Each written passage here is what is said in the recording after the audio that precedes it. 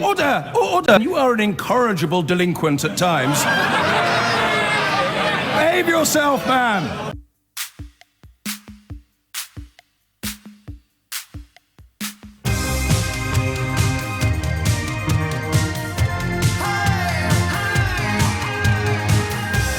On the programme this morning, we will be examining the curious narrowing of the polls as the election looms ever closer. The Times, newspaper of record today, has Labour a mere 5 points behind the Conservatives, something which, if you had told me would happen a month ago, I'd have laughed in your face. In fact, I was advised a month ago to put a few... Am I allowed to talk about bets? I don't think I am I? Well, I just won't then. Anyway, let's just say that someone did tell me about a month ago that the narrowing may occur, and I did laugh in their face. I'm beginning rather to regret it. It hinges, of course, upon the notion of shifts, movements, changes of minds. We often say on this programme, if you never change your mind, then there is very little point in having one. And that's where I'd like to confine, or at least begin the conversation this morning. People who are part of this curious process. But we begin with a word of caution, of course, or at least a word of reminding. One of the last polls before the 1997 general election had Tony Blair a mere 5 points ahead of the Conservatives, and he went on, of course, to secure a veritable landslide. There is, however, evidence that this is part of an ongoing process. This is part of a trend is the word that you use, isn't it? It's not a poll that's sort of come out of nowhere.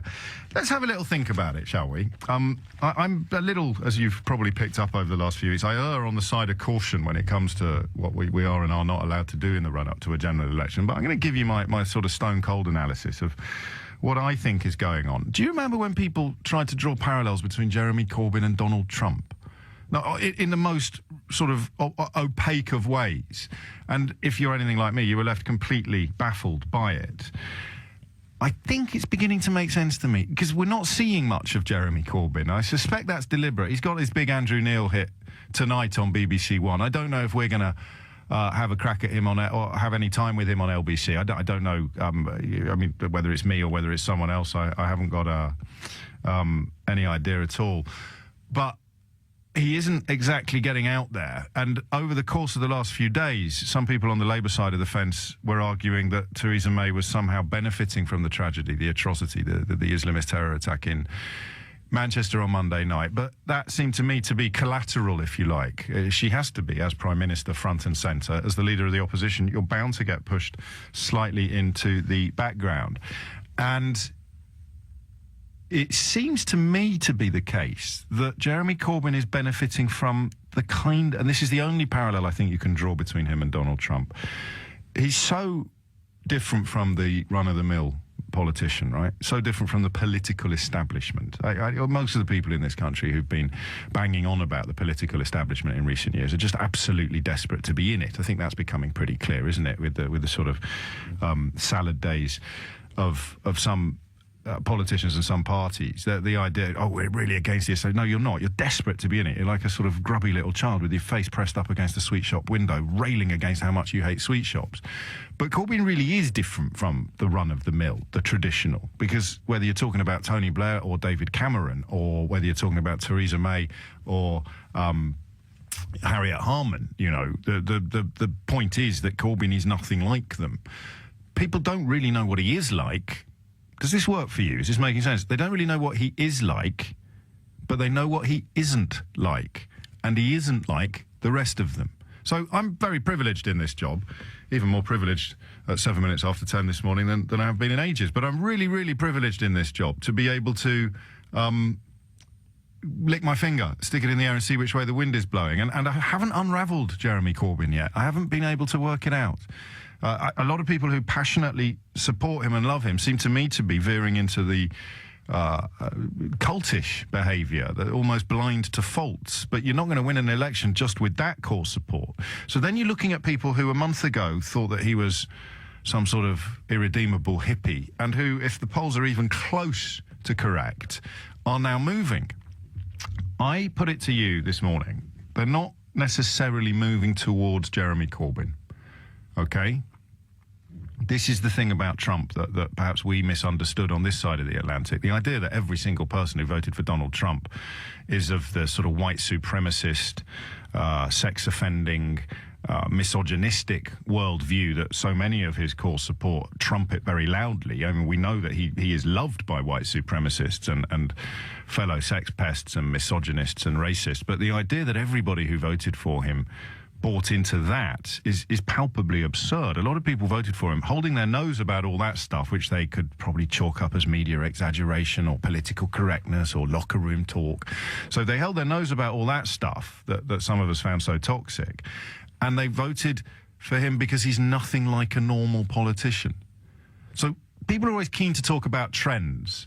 I mean, the biggest frauds and idiots in this country talked about Brexit being a trend, being some sort of domino process that would be followed fast by the French electing Marine Le Pen and the Dutch electing Geert Wilders. Everyone else is going to leave the European Union. Absolutely. But of course it was Project Fear when I told you that was bogus. Now we know it's bogus. No one's going to talk about it. So that you look for trends, you look for themes, and there weren't any. But there's one there, right there, because Macron fits into that category as well. Even though he was an establishment politician, he elected to move out of the establishment and start his own party. He tried, I mean, as close as he could come as someone who'd already been in the French cabinet, already hold a junior ministerial role. He tried to rebrand himself as almost outside politics. You know, the phrase that I've fallen in love with, keep dropping it on you, is post-partisan. Corbyn's not post-partisan, but in a sense, he's not Labour in the Tony Blair mould. So he is not like the rest of them. I don't know. So my cautious suggestion to you is, and I'm just like you, thinking out loud, having a bit of a meander, but it seems to me that Theresa May is losing support more than Jeremy Corbyn is gaining it. But what is attracting people, perhaps, to Jeremy Corbyn, because it is very much a battle of two leaders, this, much more than I can remember it, there being two leaders as opposed to two parties. What is perhaps attracting people to Jeremy Corbyn is simply the fact that he's clearly and demonstrably not like the rest of them. You know how they're often interchangeable when you see them on the telly? They're all wearing the same suits and they're all wearing the same expressions and they're all trotting out the same sound bites. And he just doesn't. I'm not suggesting that's even a quality. I'm just suggesting it's a fact. He's different. He's not like the rest of them. So you have this sense from, I don't even like the language, but I'll use it. You have this sense that the political establishment is, and this definitely has parallels with America, doesn't it? The political establishment was embodied by Hillary Clinton. Theresa May has tried desperately since becoming Prime Minister to sort of cast herself as being outside the establishment, as sticking up for the little people, as talking about the just about managings and giving great words for people worried about their economic security. Maybe not great policies or actions necessarily, but great words, the best words. But it hasn't really worked because she drips with establishment furniture. I mean, she looks like she's lived and breathed Conservative Party politics since she was 4 years old. So she can speak until she's blue in the face about how she wants to do things differently and increase this and increase that and stick up for them and stick up for those. But, you know, she's old school. Corbyn, oddly, is doing what he's been doing for 40 years, and it's different from what everybody else has been doing. This isn't my most sparkling or insightful of introductions, is it? Because I'm as confused by what's going on as anybody else is. The only difference between me and all the other people who get paid to share their opinions on the British media is that I'll admit to you when I'm confused. I'll admit to you when I haven't got a Scooby-Doo what exactly is going on. And, of course, that is a wonderful point at which to invite you to share your Scooby-Doos with me.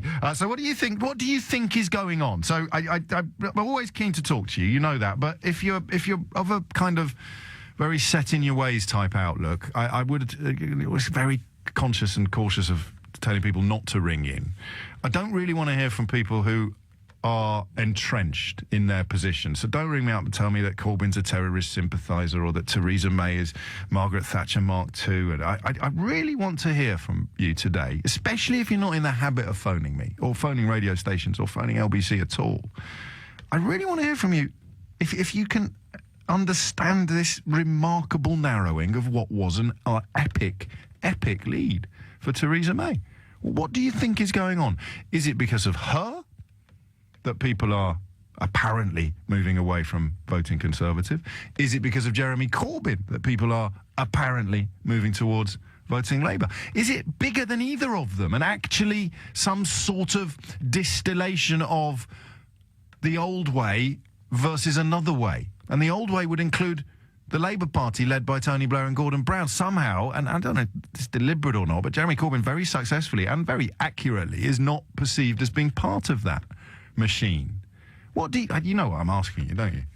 What do you think is going on? 0345 6060 973. I have said to you more times than I care to remember that the British public in my life have never, ever, ever voted in a way that Rupert Murdoch or Paul Dacre disapproved of. In all of my adult life, I can't remember a ballot or a referendum or an election in which a majority of the British people have not done what Rupert Murdoch and Paul Dacre told them to do. So I think if you are a Jeremy Corbyn fan, it's probably a little bit early to be cracking open the sparkling elderflower wine. However, these polls, plural, are actually fascinating. You wouldn't be listening to this programme if you didn't like politics. You wouldn't be listening to this radio station if you didn't find politics more interesting than the latest hits of Mantovani. So tell me what you think is going on. But I do stress, I want to hear voices that are, voices that belong to minds that are changing. I don't, actually, I'm not allowed to tell you what my mind is, politically speaking, at the moment, but it suffice to say that it is most definitely not entrenched in any traditional political camp. Is that you too? Are you surprised to find yourself today looking at the looming election and going, actually, well, maybe... Oh, I'll tell you what, James. How about... I can't quite believe I'm ringing you today, James, but I actually did just... Yeah. There you go, giving you some food for thought. And the Tory lead has been cut to 5 points in the latest poll commissioned by the Times newspaper, a YouGov poll for the Times. Traditionally, polls favour the left, and historically, these trends are not always reflected at electoral level. And I have to tell you, I was chatting to Theo Usherwood. I hope I'm not betraying his confidence. I was chatting to Theo Usherwood about this earlier, LBC's political editor, and neither of us have really detected a shift in mood on quite this scale when we've been, in his case, out and about, and in my case, doing what I'm doing now, throwing open the phone lines. But hey, let's just talk about it. What do you think is going on? 19 after 10 is the time. Daniel's in Stoke Newington. Daniel, what made you pick up the phone? It's really, James, to be honest, your introduction to the subject. Oh, okay. Oh, good. I hope the boss is listening.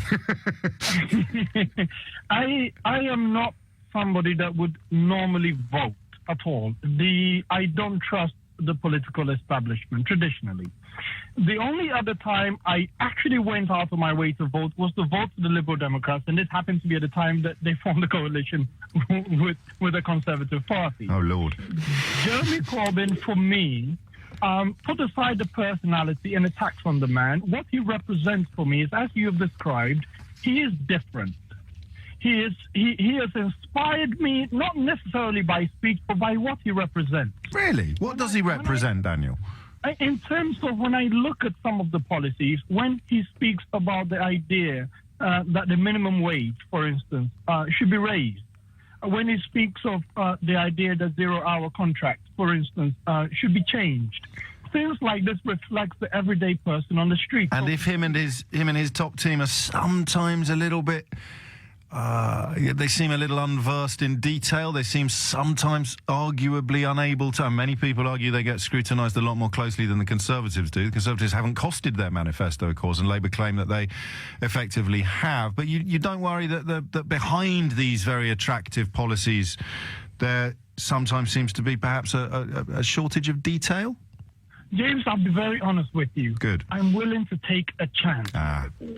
And that, and not wanting to put words into your mouth, but this is, I think this might be the trend, that you're willing to take a chance because all of the others who seem the same have been doing it all for so long and everything seems such a mess. Correct. I've gone as far as, for the first time in my life, donated to the Labour Party. I've never donated to a political party ever before. Really? I'm an individual on the street, making ends meet for myself. I want to take a chance. I want to give it a go and see just what comes of it. And that, I think that does actually, although they represent incredibly different worldviews, that's where the parallel with Donald Trump is, and the Bernie Sanders. It just seems so different from all the rest. So America chose Biff Tannen. I wonder if we're moving towards Marty McFly.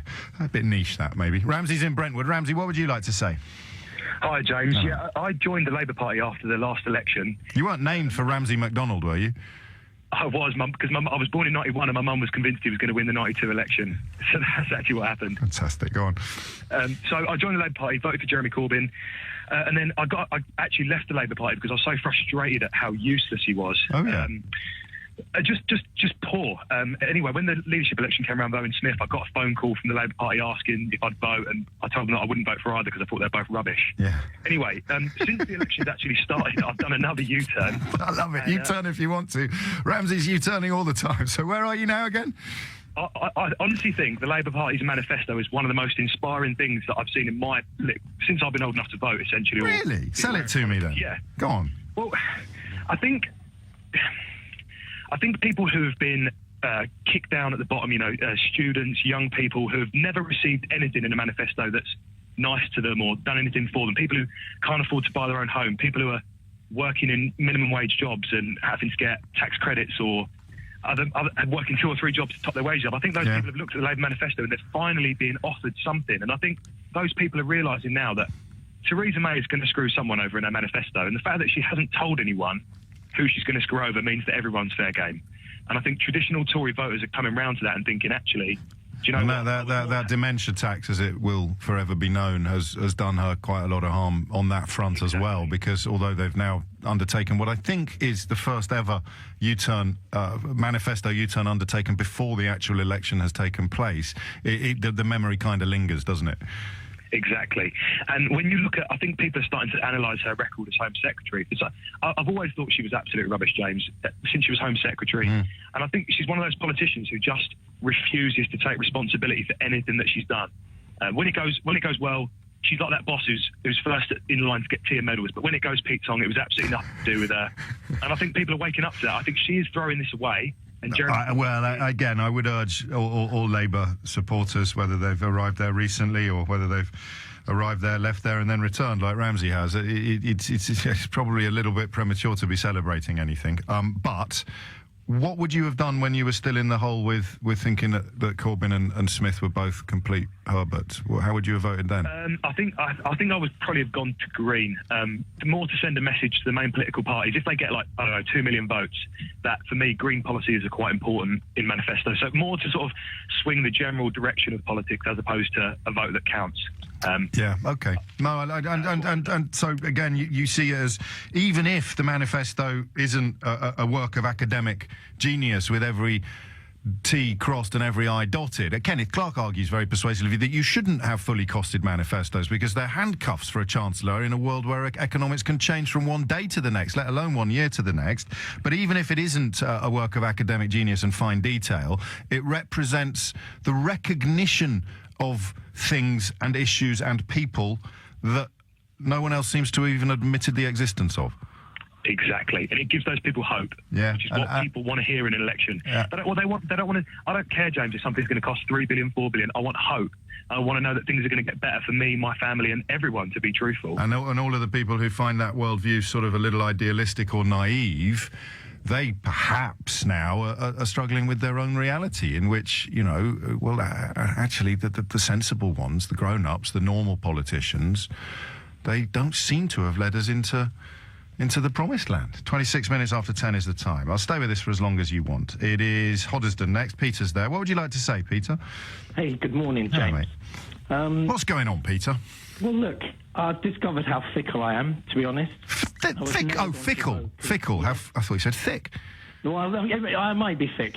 If I could use boxing as an example, once the bell rang, Labour literally came out and they put some good shots into the Conservatives. I think the Conservatives really held back and gave the Labour Party a chance to move ahead and get people's attention. So, and as far as you said, not really people moving not really towards Jeremy Corbyn, but the policies. I think he kept his head down and he did the right thing. So. Just, I think, yeah. But his head will go back up again. So you subscribe to the school of thought that suggests Corbyn is benefiting from disillusion with everybody else rather than enthusiasm for him, or not? A bit of both. I think they've played a blinder. I was really Conservative, and they've got some really eye-catching policies. Well, that's three in a row then who have said it. You know, it's not just falling out of love with Theresa May. It's falling in love with Jeremy Corbyn a bit. You're the third person to say that. I've got to be honest with you. Embarrassingly, yes. Don't be embarrassed. And it's negative news. The Conservatives only have a bit of a negative message to move forward to. They've got all the stuff about helping people who are just about managing and getting poor boys and girls into grammar schools. Right, but if you could, they've been trumped. If you can offer the tuition fees, nationalisation of rail, they're eye-catching sort of propositions. So it's not really great what the Conservatives have offered up so far. No, well, that's like three. I say, we're real pretty fickle, really. Well, that's what settles the elections. Is how fickle are we? You've nailed it, Peter. And that is in this case. Well, you are, but it depends how fickle are we. How fickle are the countries? Why I began by saying that this sort of conversation is only interesting if it is conducted by people who are, like Peter, fickle. It's not the word I used. I went for one of my old catchphrases. There's no point having a mind if you never change it. But there are plenty of people in this country who would, vote one way or the other, regardless of what was happening in the country, regardless of who was leading the party, regardless of what policies either party presented. They're just a sort of tribal loyalty, which Donald Trump broke in America, and which it would appear, and which Emmanuel Macron completely ripped up and threw away in France. It would appear that Britain is sort of flirting with similar behaviour, but in the classic British tradition, it's unlikely that we'll go for it in quite as full-throated a fashion as our American or indeed our Gallic cousins. Thank you, Peter. The number you need if you want to grab the phone line that Peter's just vacated is 03456060973. Chris is producing me today, and he'll be getting a little bit worried now because the only balance we can provide is the balance that you provide me with. So that's three people drawn to Jeremy Corbyn, all claiming that they wouldn't have been previously. A couple of ex-Conservatives and one ex-Corbynista who sort of come back into the fold. So but I do want you to talk to me about why you're moving. So I suppose we need people who are moving in the other direction. If you are finding the Theresa May premiership, the Theresa May campaign uplifting, enriching, inspiring, then I'd like to hear from you. Or alternatively, you could be none of the above. So James, wind your neck in. It's all this nonsense about Jeremy Corbyn. He's not the Messiah. He's a very naughty boy. It's 10:30. You're listening to James O'Brien on LBC. But the big number of the day is 5. Tory lead cut to 5 points as Corbyn closes in on May. I gave you about 20 minutes of introduction, which boils down to one word. Why? Diane is in Hull. Diane, why? Well, first of all, I'd like to say, James, I'm one of the people who has never found a radio programme before. Welcome. I wish my late father was here for this moment, Diane, because his big break was on the Hull Daily Mail. Thank you. The reason I changed originally when they voted to the new Labour leader, yes, I was very unsure about Jeremy Corbyn. He wouldn't have been my choice. But watching programmes over the last few weeks, the Tories keep telling us that, we're the 6th richest country in the world, yes, employment's down, everything's wonderful. But everything isn't wonderful. I think our NHS is in crisis, our schools are suffering, our prisons are a disaster. There's nothing that I can see that the Tories have done over the last 7 years, and maybe we should give this guy a chance. So it is more of a, well, what have we got to lose, than it is, I've seen the light and Jeremy is the answer. Exactly. Yeah. It's not about a personality. It's not even about a leader. Although I don't have a lot of liking for Theresa. No. But I do think, why not give him a chance? It's a party. People should stick by the Labour Party. Unless you want the same as we've just had for the last 7 years, then please give the guy a chance. And you don't sound as though you would have... Well, would you have been tempted to vote Tory then in the last sort of 10 years? No, I have voted Liberal in the past. Liberal? Yeah. Why isn't it working for them? Because I would have said, and my predictions aren't really worth the toilet paper they're printed on, to be honest with you, Diane, on that kind of thing, on detail. I would have thought the Liberal Democrats were poised for a cracking campaign, but it just hasn't quite ignited yet, has it? Yeah, yes, it has been disappointing. I know they were hit very badly with the school thing, but the student loan. But I did hope that they would have done a lot better, and I might have been a little bit tempted then. And do you think that is personality? Do you think that is because Tim Farron hasn't quite cut through and he's got himself into hot water on very illiberal views regarding abortion and homosexuality, allegedly? Yes, exactly. Yeah. OK, well, that's 4 out of 4, Diane, although all for slightly different reasons. Diane, closest to my prediction was that this has more to do with a kind of, well, look at what the proper ones have done. Look at what the ones who look like politicians have done. Look at what I don't like the phrase political establishment because it's usually used as a pejorative by people who are just desperate to be in it. Corbyn has never been desperate to be in it. He most categorically isn't in it. So maybe more and more people are saying, well, you know, what's the worst that can happen? To which the answer I would cautiously suggest to you is Donald Trump. Tom's in Cardiff. Tom, what do you think? Well, I just wanted to say that regardless of what Corbyn's coming out with, everyone saying they're ringing up, they've gone from May to Corbyn. I'm not saying that, but what I am saying is I've been a member of the Conservative Party since I was 14 years old. I'm currently 25, and it'll be the first time I won't be voting Conservative. You joined the Conservative Party at the age of 14, Tom. Oh, yeah, I'm a proper, typical caricature Tory boy. Do you own a bow tie? What was that, sorry? Do you own a bow tie? I do own a bow tie. I'm not wearing one today. In a colour other than black? No. Just the black. All right, then. So why aren't you going to vote Conservative? And are you going to sort of curveball me now? Are you going to say something that I find surprising? Why can't you bring yourself to vote for Theresa May's Conservative Party? We'll never know. Susanna's in Notting Hill. I hope the bow tie thing didn't upset him, did it? He described himself as a typical Tory boy. Susanna's in Notting Hill. What would you like to say, Susanna? Oh, hello. Well, I enthusiastically joined the Labour Party after Corbyn became leader, and I thought he did amazingly against the other candidates in that.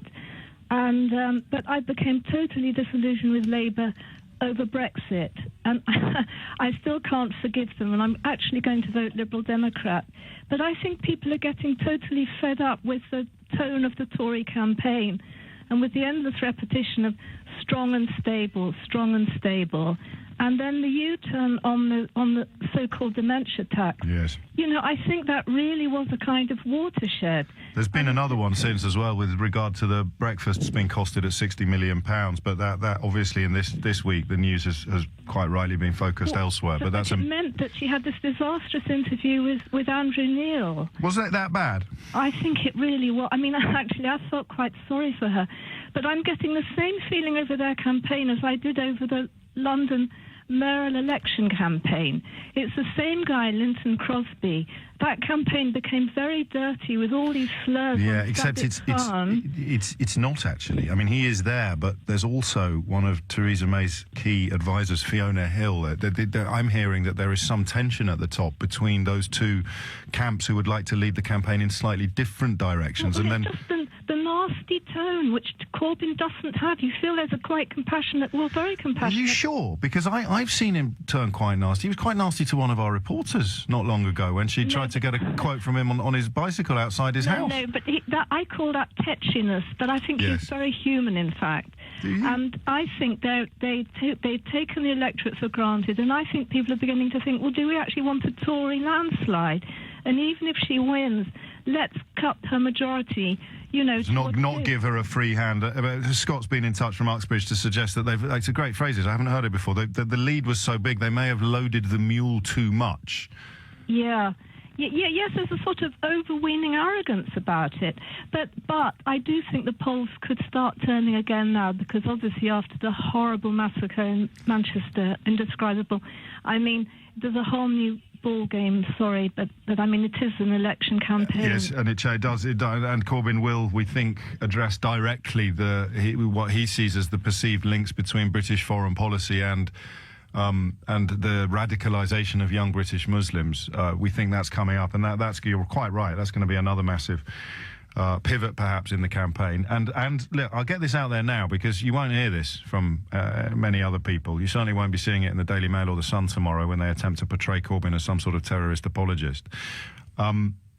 Baroness Manningham-Buller, former head of MI5, on the record in a speech stating that the British invasion of Iraq radicalised a few British out of a whole generation. So you can by all means disagree with Jeremy Corbyn, but remember, you're disagreeing with Baroness Manningham-Buller as well, the former head of MI5, if that speech contains the comments, the attitudes that we think it's going to. The plan is to talk about that later in the programme, although at the moment the polls analysis is proving rather popular. Susanna, thank you. So a Lib Dem vote, but still someone who sees it's the Brexit thing that keeps her away from Corbyn. Beginning to look like that wasn't the misstep many thought it was, that Labour should somehow have sought to coalesce the anti-Brexit vote, but they couldn't do that. This is the most misleading poll of the year, is the one that people are using to say that, oh, all these people who voted to remain, they want to leave now. No, they don't. People who voted to remain recognise the inevitability of leaving. Tiny sort of glimmer of hope, perhaps, that the country will come to its senses, they would argue.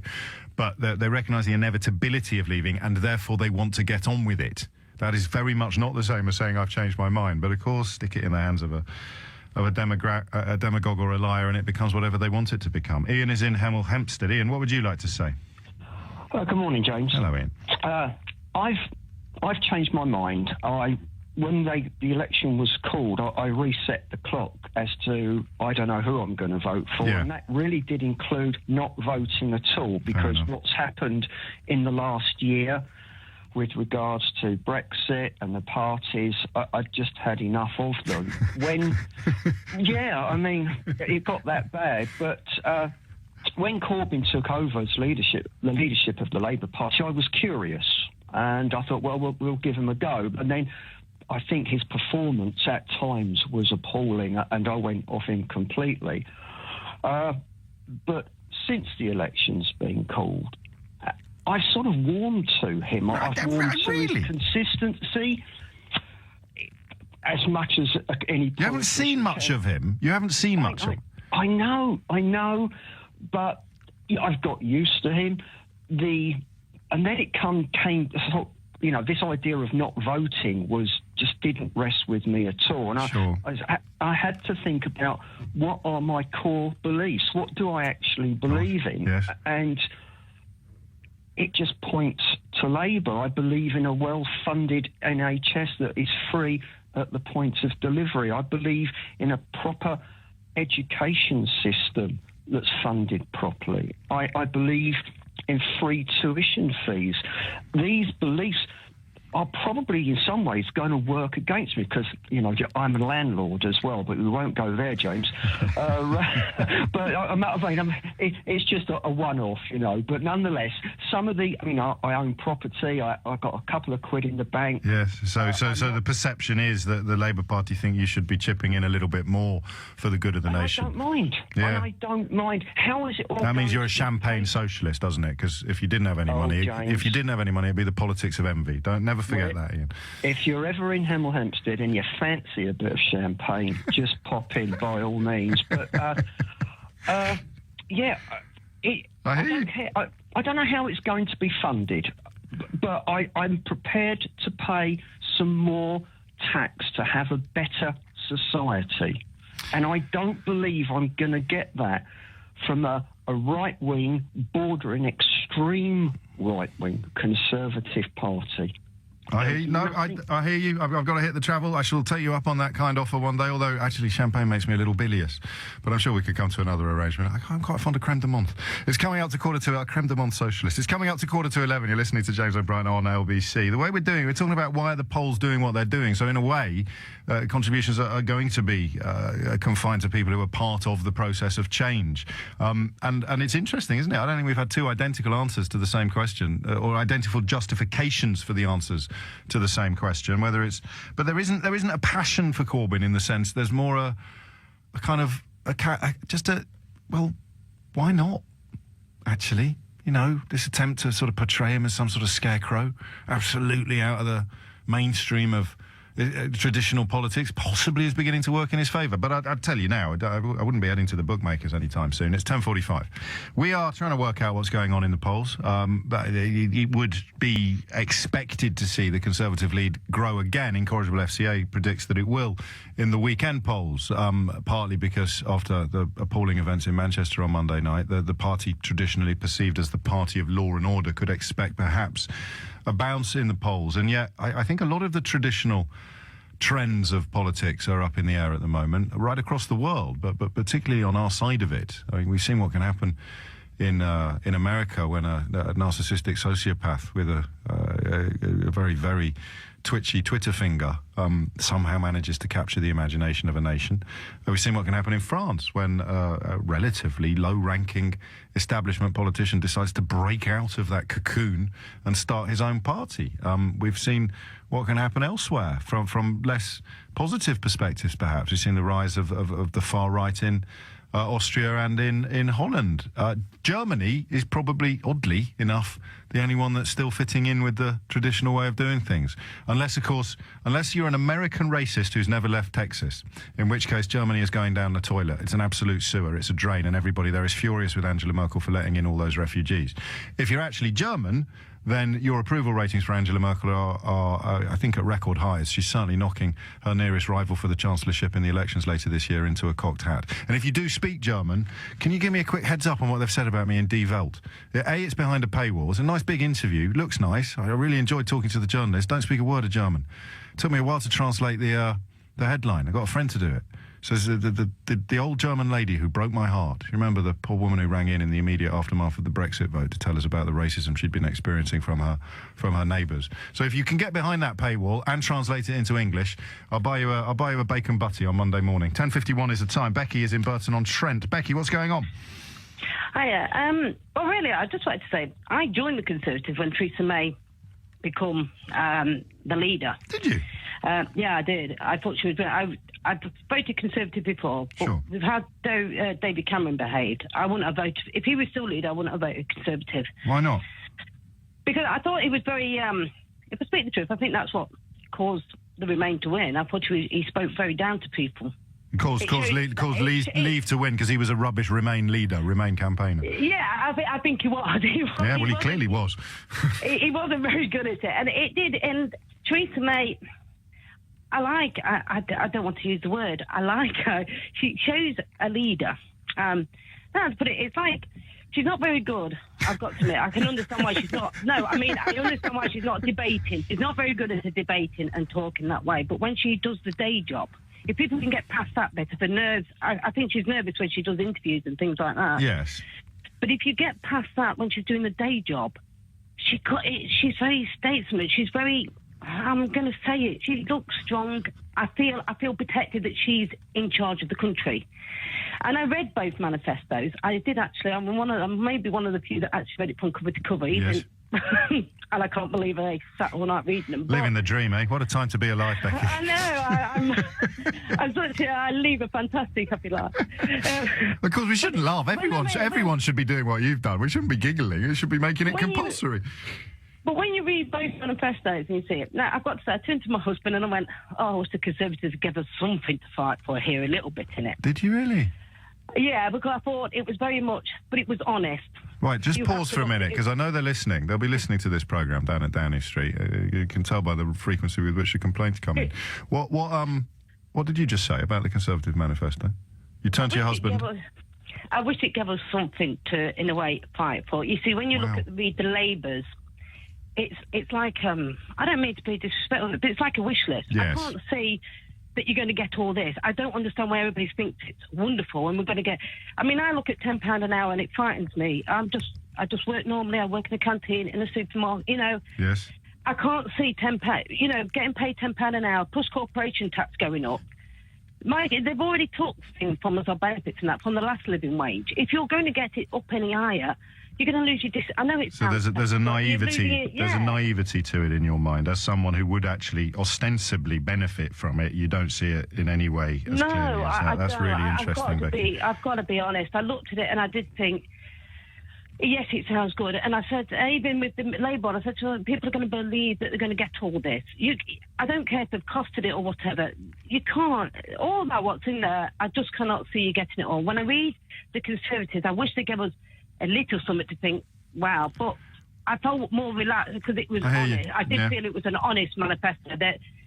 and then the massive U-turn on the dementia tax. I mean, before they'd even got to the ballots. I was actually, if I speak the truth on that, a little bit disappointed because, in a way, I agreed and disagreed with it. For me, as you know how they say, the ordinary working family, my house is not worth millions.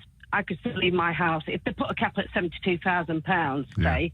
My children ain't going to get nothing out of my money. If you know, your money will be safe. Your money will be safe. So I'm going to be, if I speak the truth, I'm going to be safe. And that's so it all depends where the cap is. The working families are going to be in a way safe at 100,000. A lot of people are. Yes, you realise that. Oddly, I mean, when I speak to a lot of traditional Conservative supporters, they don't realise that they're not going to be affected by some of these quotes, what the Daily Mail would call these lefty policies. They think that the lefties are going to be coming after their money. You realise that they're not. You just don't think that their plans on giving you more money are feasible or particularly well thought through.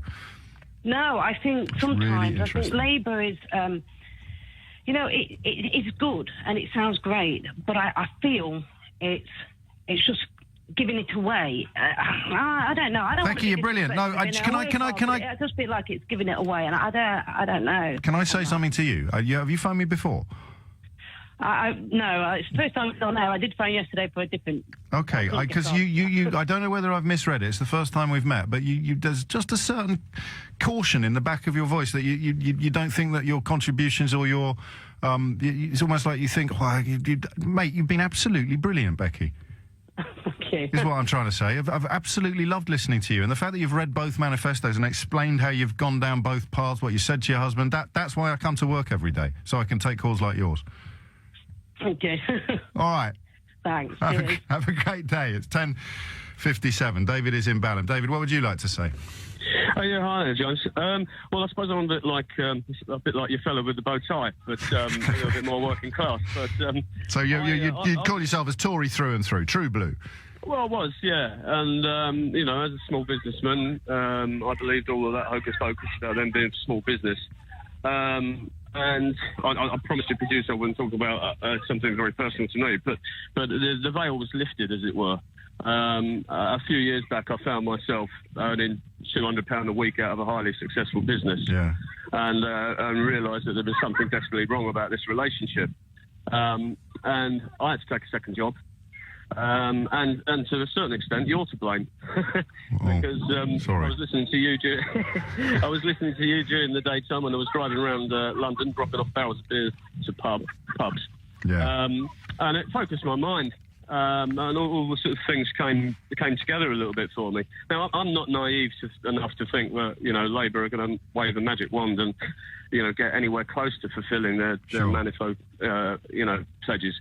But the notion that the Conservatives are the party for small business is just a joke. Who are they the party for?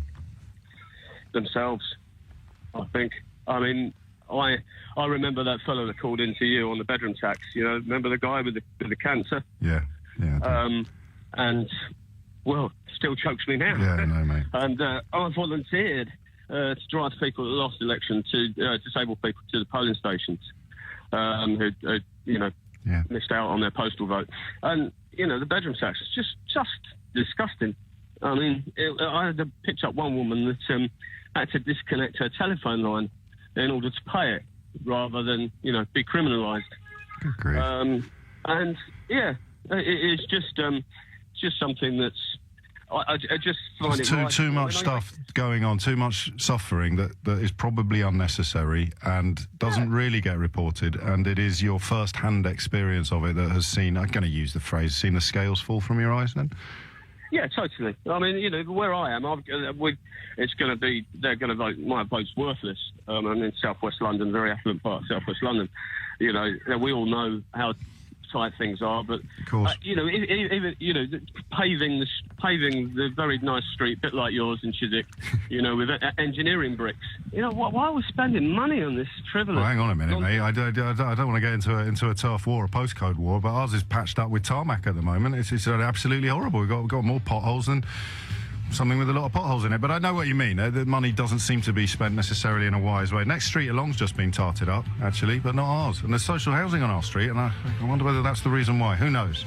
A little bit niche. David, mate, thank you. Thank you for the kind words about the show. I almost feel I should apologise for it having such an impact upon your political thinking. It's coming up to 11 o'clock. We'll stay with political thinking after this. We may move into the realms of the speech that Jeremy Corbyn's delivering today, but I'm also keen to know why you are where you are and why you think the polls are where they are. Jeremy Corbyn preparing to deliver his speech on the relationship between British foreign policy and the radicalisation of young Muslims. It will be portrayed, regardless of what he says, of him blaming British foreign policy for what happened in Manchester on Monday night. We will wait, I think, until we've heard exactly what it is he says before we discuss it, because I don't want to portray it as anything. I want to hear what he says and then pull it apart, pick over it with you. I invite you to do the same. So we won't take the speech live, but you can rely on me to give you all of the crucial content, and then we'll have a look at that relationship. I think it's important to reiterate that Baroness Manningham Buller, a former head of MI5, stated in a speech that she believes that the invasion of Iraq in particular did indeed help to radicalise a small number out of that generation of young British Muslims. So if the head of MI5 thinks it, then it deserves scrutiny. Perfectly entitled to disagree with her, but remember when you disagree with Jeremy Corbyn that you're disagreeing with her as well, and many other observers. So I want to get stuck into that. It was probably one of my earliest... I mentioned this to you yesterday when I started doing this job, and it was still sort of in the aftermath of the September the 11th attacks, and talking a lot about terrorism, Islamist terrorism, and then, of course, we were together on air when the July the 7th attacks unfolded. And I used to come, the closest I've ever come to screaming at callers when they would put a but at the end of, I condemn the atrocities. Of course I condemn the attacks, but... And then they talked to me about British foreign policy, and it drove me absolutely potty. So it's an incredibly complicated and controversial issue, but... it's one that probably needs to be treated with a little bit more sophistication and nuance than we currently do. Lots and lots of things contribute to radicalisation. It doesn't seem beyond the realms of possibility that the head of MI5 is right when she says decisions like the decision to invade Iraq is one of them. What it doesn't do is let the person who blew himself up in Manchester on Monday night in any way off the hook. He's evil scum. He is absolutely evil scum. But you also have to look at the paths, the steps on the path he followed. Every single step, I would have thought, if you want to prevent people going down a similar route in the future. Back to the polls. What's going on? Jacob is in Forest Hill. Jacob, talk to me. Hey, how you doing? All good, mate. What's going on? Good. All right, so basically, when Jeremy Corbyn first went for his leadership election, I voted for him, and I was quite happy that he won. And then it kind of ensued where he was getting all the kind of bad press and things. And I kind of flip-flopped on and off him, to be honest. I didn't vote for him in the most recent leadership election, and I didn't vote for the other guy either. So you lost. He'd lost his shine for you, and Owen Smith didn't do enough to claim it. Yeah, I was kind of disillusioned, and I was disillusioned with the whole party, to be honest. And I'll be kind of interested to see if Labour do either win or do really well at this election. What does really well look like? Well, not a wipeout as everyone thought it was going to be. Okay. So I'll be interested to see what all those guys that kind of went behind his back, how they'll behave. But on to this election. At the start, when it was cold, I kind of toyed with the Lib Dems for a couple of days. And then I started hearing all these noise from Jeremy Corbyn and the Labour Party. And I think in contrast with the Tories, he's got such a positive message and just like real ambitions, whereas it's kind of like whenever Theresa May speaks, she's kind of like bent over in the dark room, like, and it just, I don't know. Well, I can listen, from a very personal point of view, I can understand why people might have fallen out with Theresa May over the course of this election campaign, or indeed over the course of her premiership. I mean, it's a premiership built upon a massive U-turn, which she's never really explained, accounted for, or helped us to understand. The shift from being, out and out in favour of Remain, although she was very quiet during the campaign, to being this hard Brexiteer, this Brexit means Brexit person. So it was built upon a U-turn. So I can understand why people might have slowly fallen out of love with her. I don't hear yet from you why you've fallen back in love with Corbyn. I just think he's got, it sounds quite, it sounds utopia-ish, but I just think he's got a real message of hope for younger generations. Yeah, but you can't pay your bills with hope, Jacob. Well, no, but you can at least give people a chance. You can't butter any parsnips with hope. Well, it's not been working the last 7 years, has it, really? You what? It's not been working for everyone so well. Well, I mean, this is the fear that's beginning to crystallise in my mind as I take these calls today, is that people will do well, look, it's not exactly working out well, is it? Why not give him a chance? And then, we could see, if the sort of parallels are fair to draw between him and Michael Foot, or you go back to the dark days of the 1970s and trade unions flexing their muscles on a scale that damages the fabric of the nation. You worry about the economic impact being much, much worse than what we currently think is awful. Yeah. I also think, just putting the two together in the last 3 or 4 weeks, regardless of what's happened before, I actually think he looks like a much stronger and more stable leader than she does, because she just doesn't seem to know what to do. She's kind of going the way that polls are telling her to go, and I feel she's being pulled in different directions by different people. Well, I'm told she is. I'm told there are growing tensions between Linton Crosby, who's the sort of Australian wizard of wedge politics, and he was the mastermind behind somehow getting the last election to pivot upon the question of Scottish nationalism rather than some of the more obvious issues, and Fiona Hill, her key lieutenant, a kind of almost running rival campaigns, I am told, and then Nick Timothy, who's the second part of the Theresa May triangle. He was the one responsible for the dementia tax going into the manifesto a relatively late hour without being properly explained or indeed shared with cabinet. So you're right, there are apparently tensions at the top, but let's be fair, mate, compared to the Labour Party, it sounds like a harmonious tea party. Yeah. I just don't think with her, with how she's acting, there's no conviction, and I don't think that, regardless of Brexit, it's going to happen, fine. I don't think she's the right person to take us into Brexit talks, because she's been swayed so easily in the last few weeks.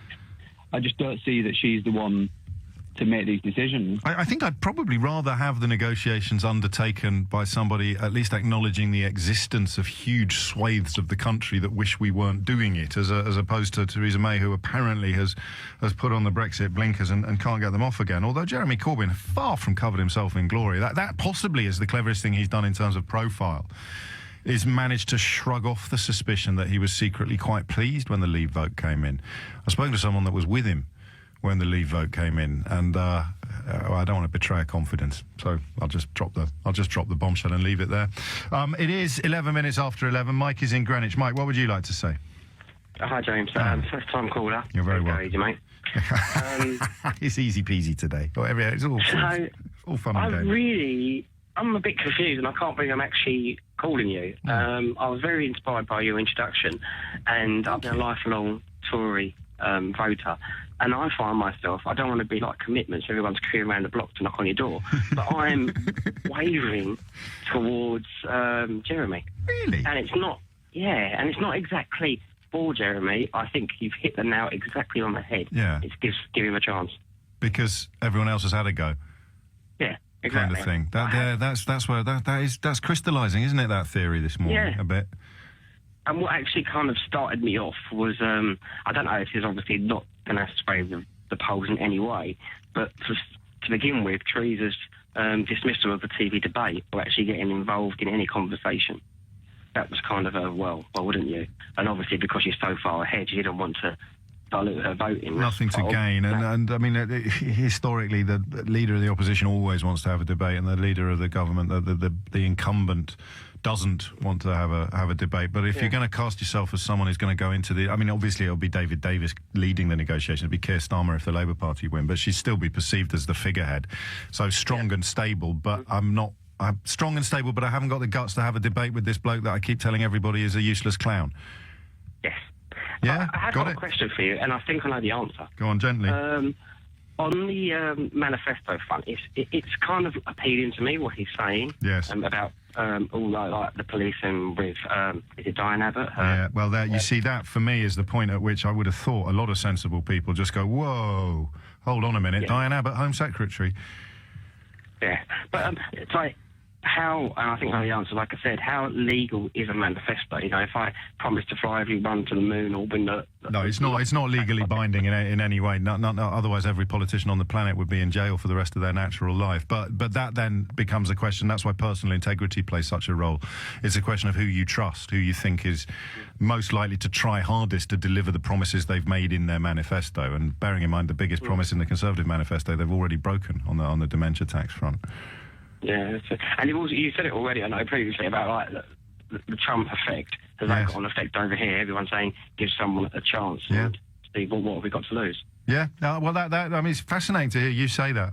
Again, another lifelong Tory voter, which suggests it's not really the case that Jeremy Corbyn is hoovering up votes and support. It's more that it's either or. That Liberal Democrats, actually, let's add that to the list. Phones are going nuts as usual, but the Liberal Democrats' failure to cut through, what's that about? I would have thought, and in fact, after the Richmond result, I would have thought that the staking of the flag, the sticking of the flag in the Remain mountain would work as a kind of call to arms. It hasn't cut through at all. They're down to about 10 in the poll on the front of the Times today.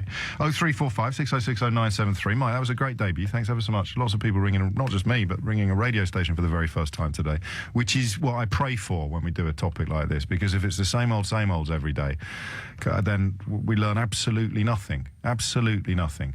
So if you are new to the programme or you are new to the station, then the number you need to get in touch is 0345 6060 973. And as I bid farewell to Mike, it frees up a phone line potentially for you. What do you think's going on politically? Give me the big picture, or just the picture of your own perspective, your own personal politics. Jeremy Corbyn's speech about the atrocity on Monday night, the terror attack on Monday night, is underway now. We'll have a proper look at that when it's finished and talk about whatever it is he says specifically about the relationship between radicalisation, if you will, and British foreign policy. It may not even be the top line of the speech. We'll rely on Theo Usherwood, as ever, to steer us through what is the top line, the bottom line, and everything in between line. A glorious day it is as well. The weather absolutely scorching. Don't forget to put cream on.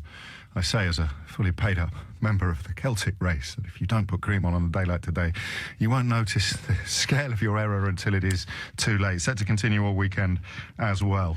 20 minutes after 11. The sunshine is not exactly out on Theresa May at the moment. Conservatives hemorrhaging support, somewhat surprisingly, certainly unexpectedly, and yet the reasons you've been giving me speak to a theme. Okay, not by no means a definitive theme, but a theme, and the theme is akin, odd though it may sound, to the Donald Trump election victory. I think when analysing Trump, you don't know how big a part of his support the kind of chomping racist is. You just don't know anymore. It's the great lesson of the last 5 years right across Western politics. There's a lot more of them out there than perhaps we realised when so-called political correctness made them feel ashamed of doing in public what they clearly still felt in private. But hey, we've got rid of political correctness now, and we've got toxic racism in the mainstream. I don't know how much of that explains Trump, because there must have been lots and lots of decent people who voted for him. There's a journalist called Chris Arnade, A-R-N-A-D-E, who's done some amazing pieces, some amazing reportage from the sort of Rust Belt, from the poorest parts of America. And that sense that he's just different from all the others. They can sort of either not know because they don't follow media slavishly about the boasting about being a sex offender, don't know about all the bankruptcies, the failure to disclose his tax returns. All they really see is the guy who's on The Apprentice and owns all those golf courses. And if he can, surely if he can do all that, he can have a go at running the country. He can't be any worse than the ones that have left me in such a hole. And I wonder whether Corbyn's benefiting from something similar. Many of you have suggested that you think he perhaps is. Robert is in Farnborough. Robert, what would you like to say? Well, first of all, I'm a bit cheesed off with Corbyn and the Labour Party because they're not going to put enough money into the NHS. But none of the other parties are either. NHS England alone said it needed 30 billion just to maintain services. And they're all saying we're going to maintain services, we're going to improve mental health and all the rest of it. So that's that. Yes. As to what's happening with the polls, it's number one is the negatives that are suddenly apparent about Theresa May, and the positives of Jeremy Corbyn are becoming more apparent. Are they? Are they really? Yeah, I think I can see the negatives about Theresa May. You've already reached for the biggest when I cruelly interrupted you. But the positives for Jeremy Corbyn, sell those to me if you can. Well, people seem to have forgotten that Boris Johnson said if the Americans want us to get involved in a war in Syria to overthrow Bashar al-Assad, yes, we're going to go. And that will absolutely never happen with Jeremy Corbyn as Prime Minister. Never. Plus, he's saying he's going to maintain the triple lock, that's security for older people. He's going to abolish tuition fees for students, which means they won't be starting life with an enormous debt round their neck. Well, no, but the country might. Well, no, but they have costed. I've been very impressed by Paul Johnson of the IFS, Institute for Fiscal Studies. Everyone says they swear by them. And he said, well, they won't raise quite as much money as they said, but they will certainly raise tens of billions. So I'm afraid you're ahead of me on that. I'll take your word for it, but I've seen you say it several times, actually. Mm-hmm. But, and let's face it, the country's been falling to pieces. Since when, though? Since when? Well, particularly since 2010, since the coalition came in, and the Tories were sort of saying, "Oh, we're going to cut the deficit," and people were saying they weaponised the deficit. They weaponised the deficit, didn't they? In a way that possibly we didn't really notice at the time. We didn't really fully understand. Gordon Brown's, if you look at the graphs, Alistair Darling's policies were arguably coping with it better than George Osborne subsequently did, but they just successfully hung the millstone of debt around Labour's neck for the average voter, Robert. It was an unbreakable link between Brown and debt, Labour and deficit. Yeah. The propaganda was excellent, but of course they had most of the papers backing them, so they had overwhelming force in the propaganda war. But, there was no need for them to cut the deficit as quickly as they were planning to do. This is you're a very thoughtful man, and I'm only interrupting you so that I can benefit more from your insights. This is the thing we'll never know for sure. Whether or not it was a ideological camouflage, whether or not the deficit was used to bring in cuts in areas that the Conservatives would have cut even if the deficit wasn't there, but probably couldn't have got away with if the country was economically healthier. Yes, I say some of the cuts they made were more subtle, disguised, like this thing about introducing PIP.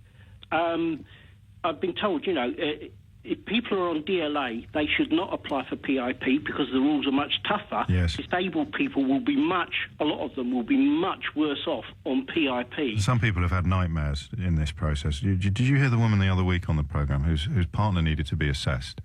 So she had to drive they're both disabled.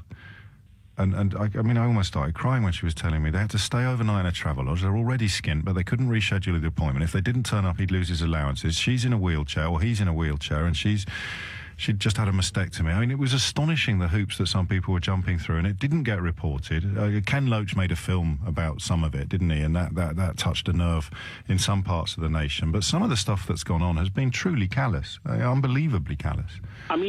You're absolutely right, and it's disgusting. But actually, some of that started under Blair. Some of that started under Blair. I'm absolutely happy for you to say that. Happy for you to say that. It got a lot worse under the Tories. And one of the things I think isn't publicised that much is people who've got serious mental health problems. They have difficulty in, in thinking about things that are actually quite simple. And somebody told me that there's actually a leaflet you can fill out for somebody's mail to be diverted for somebody else to take care of it. Yes. From social services. That leaflet is 26 pages long. You have to fill that out. Yeah, well, that makes sense. And she reminds me of how hard it is to get your residency at the moment if you're a European Union person. I'm going to run out of time, so give me a nudge. You're annoyed with the Labour Party because they're not going to put enough into the NHS, but I sense you're not as annoyed with them as you are with the other lot. Yes. And you think that the shift that we're seeing, the swing of this pendulum, probably has more to do with people losing faith in her than gaining faith in him, or not, briefly? Yes, but I do think people are starting to see the positives of Corbyn more. Well, I'm hearing relatively positive reports of the speech he's just given on terror issues. Have we got that clip ready? Should we have a little listen to something that he said many, many years ago in the run-up to the invasion of Iraq? Have we got time to do it now? Should we do it after? Just a listen to this. This is Jeremy Corbyn in the year 2003. Thousands more deaths in Iraq will not make things right. It will set off a spiral of conflict, of hate, of misery, of desperation that will fuel the wars, the conflict, the terrorism, the depression and the misery of future generations.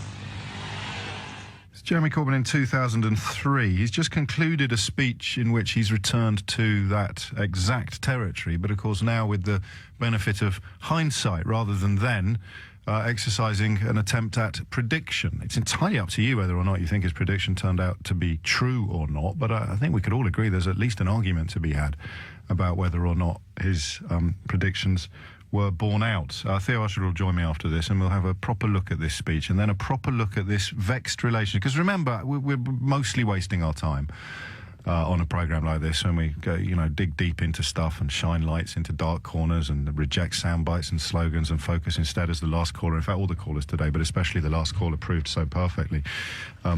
Thinking is good. Thinking is useful. The problem with thinking is that it is the enemy of pat, simplistic, slogan-based solutions to incredibly complicated problems. There is probably a role in radicalisation undertaken by foreign policy, but that suggestion appears on the front page of the Daily Mail and the Sun as, at best, an apologist for terror and, at worst, blaming brave British soldiers for the actions in Manchester on Monday night. You need to be aware of where these icebergs are so that you can just steer gently past them. It's 11:30. Where we continue to pick over the polls and look also at why they're shifting. Fascinating calls, brilliant calls. They're always brilliant calls. I'm so grateful to you. Sometimes I think I just turn up at work, put a penny in the slot, and you do all the heavy lifting. 11:34 is the time. I'm going to read you something astonishing. It picked up in the Financial Times. It's buried away. Jeremy Corbyn's delivered his speech about the Middle Eastern situation. We're going to get stuck into that imminently. But I just want to tell you something that Prince Saud, who's dead now, he's a veteran Arab diplomat, Saudi Arabian diplomat. This is astonishing. He warned the Bush administration what would happen in Iraq and the region if it went ahead with the 2003 invasion. He pretty much predicted what Jeremy Corbyn just predicted before the news. Jeremy Corbyn speaking in 2003. But according to Arab officials, this is reported in the Financial Times, according to Arab officials, it was Prince Saud who told John Kerry, the American Secretary of State, last summer after ISIS surged back from Syria into Iraq. This is a Saudi diplomat. He said that Daesh, i.e. ISIS, the Arab acronym for ISIS, Daesh is our response, and by our he would mean Sunni Muslim, the Sunni Muslim response to your support for the Dawa, which is the Shia Islamist party that's dominated Iraq since the fall of Saddam Hussein's minority Sunni regime. So you have a Saudi diplomat there. According to Arab officials, reported in the Financial Times, a paper of record, and effectively saying, yeah, ISIS is our response to you supporting the Shia party that's risen to prominence in Iraq. This, when you look at what Donald Trump did this week with regard to Saudi Arabia and Iran, this is the stuff that we should be focusing on. How can you be signing massive arms deals with Saudi Arabia while their diplomats privately claim credit for ISIS? So if Jeremy Corbyn, and I won't get stuck into this speech imminently, speaks of an urgent need for a change in our approach, I wonder if, in the current climate, he might actually be listened to. It's 11:36. You're listening to James O'Brien on LBC. Let's get back with the votes, get back with the polls. Let's go north. John's in Perth. John, what would you like to say? James, I'm looking for some help. Oh, dear. You come to the wrong place, my friend. Oh, well... unless it's the hits of Aha. If it's the hits of Aha or the collected works of J.D. Salinger, then I'm your man. Take on me. Go on. I've got a voting slip in front of me. Yes. And I've got 4 parties to vote for. I'm down to 2, either SNP or Scottish Labour. I would be fired, I think, immediately, wouldn't I, if I did anything at this point? This is some sort of hijack. You're trying to get me my sandwiches wrapped in a robe. I can't tell you what to do. Tell me why you're torn. Tell me why you're torn. I'm torn because I don't want to vote for Labour locally. Right. I don't want to vote for Scottish Labour. But I do want to show some support for Jeremy Corbyn, because I think he's... that's interesting. He's the kind of catalyst for change as far as the... Do you really think that? When did you start thinking that, if you don't mind me asking? Well, when I first heard of this MP from Islington, yes. and I think it was with an Owen Jones interview he did with him. Yes. I just thought the guy actually speaks some sense. And I struggled to kind of pick holes in his arguments. I mean, I've always been kind of leaning slightly to the left anyway. Sure.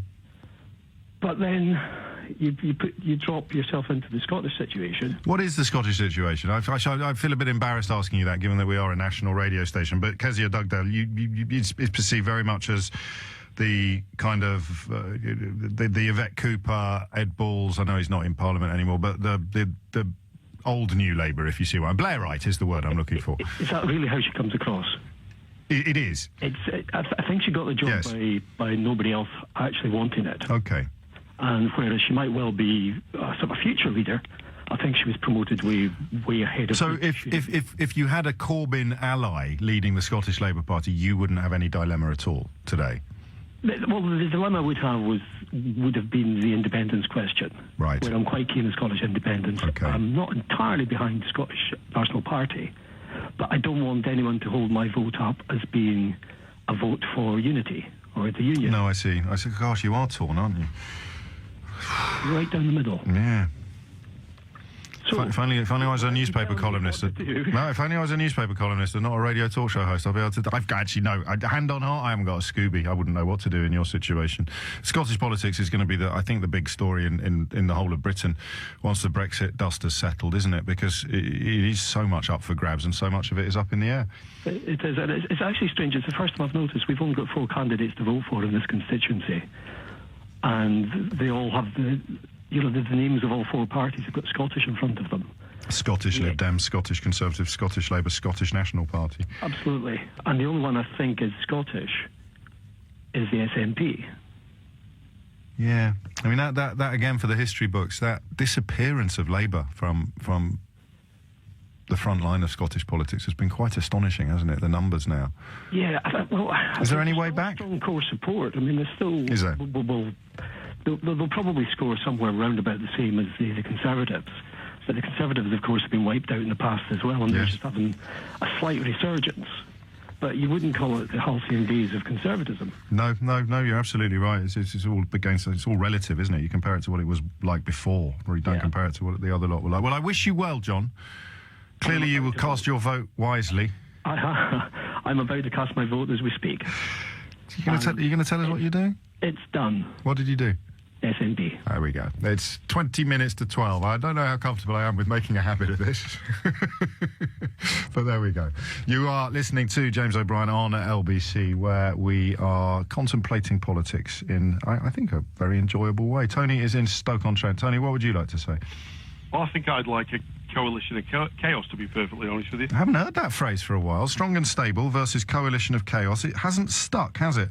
It hasn't really, but when you look at the 2 main parties, one off to the left, one massively off to the right, I'm not so sure what there is to be frightened of about a coalition of chaos.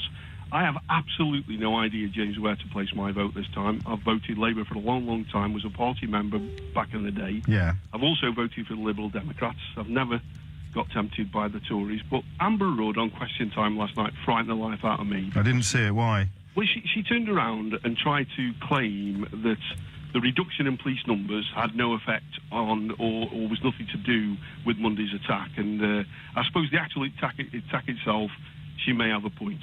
But I have to say 100% with surety that we've had 20,000 police officers less on the streets. The neighbourhood communities has been decimated, the policing in neighbourhood communities.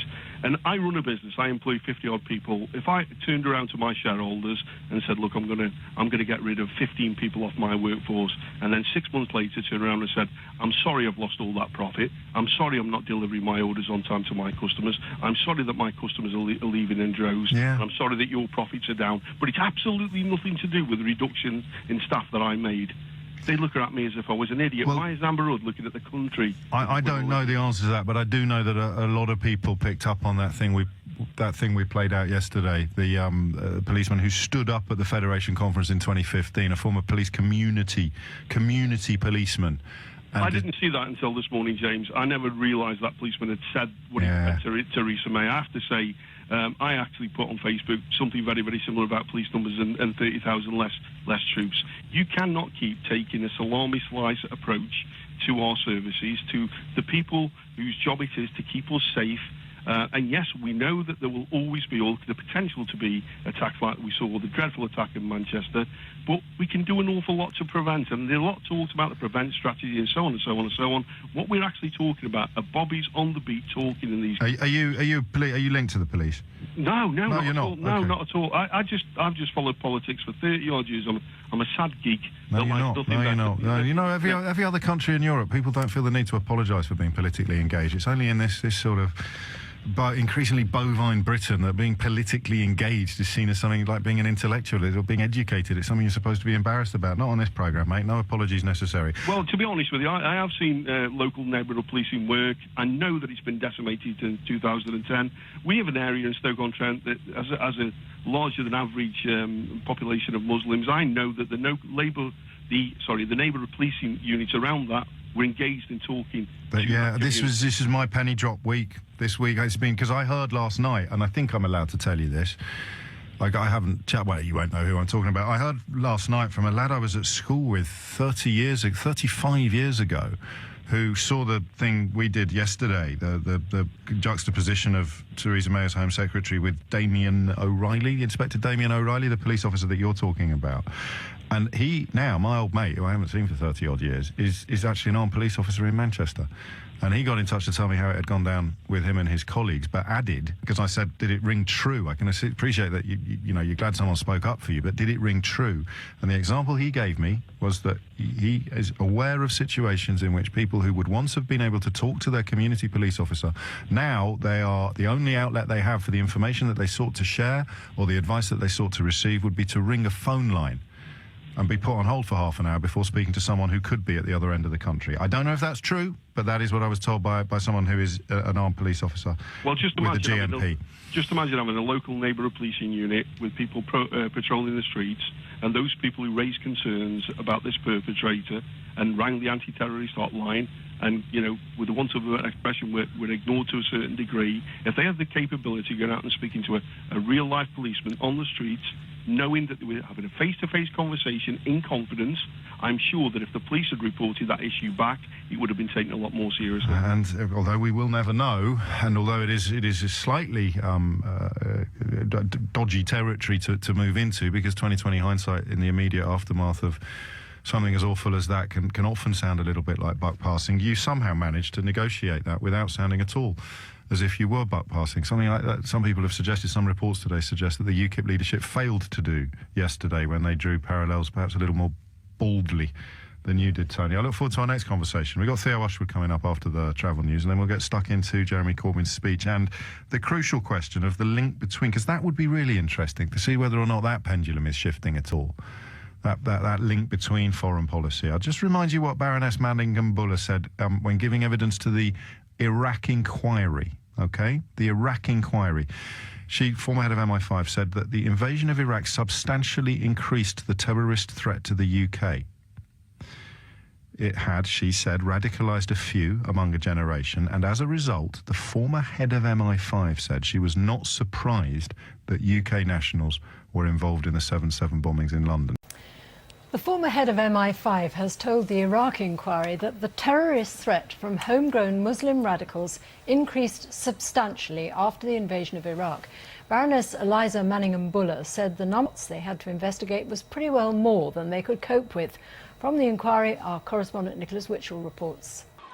There was never any evidence, she said, that Saddam Hussein had anything to do with 9/11, and Iraq had then posed only a limited and containable threat. But then Britain took part in the invasion of Iraq, and the terrorist threat changed dramatically.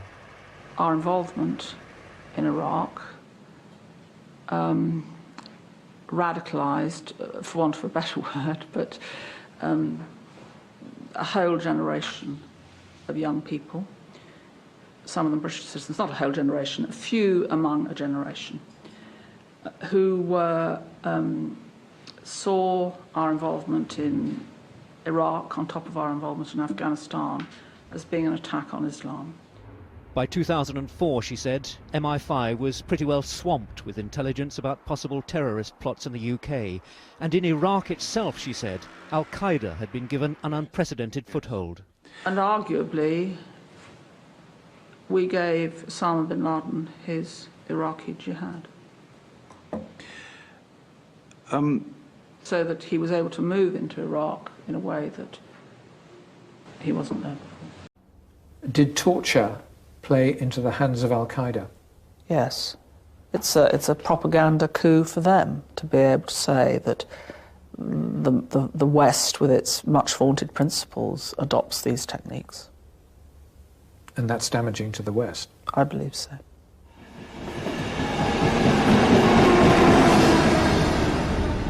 Al-Qaeda-inspired terrorism was about to bloody the streets of Europe, and the Iraq War would be blamed.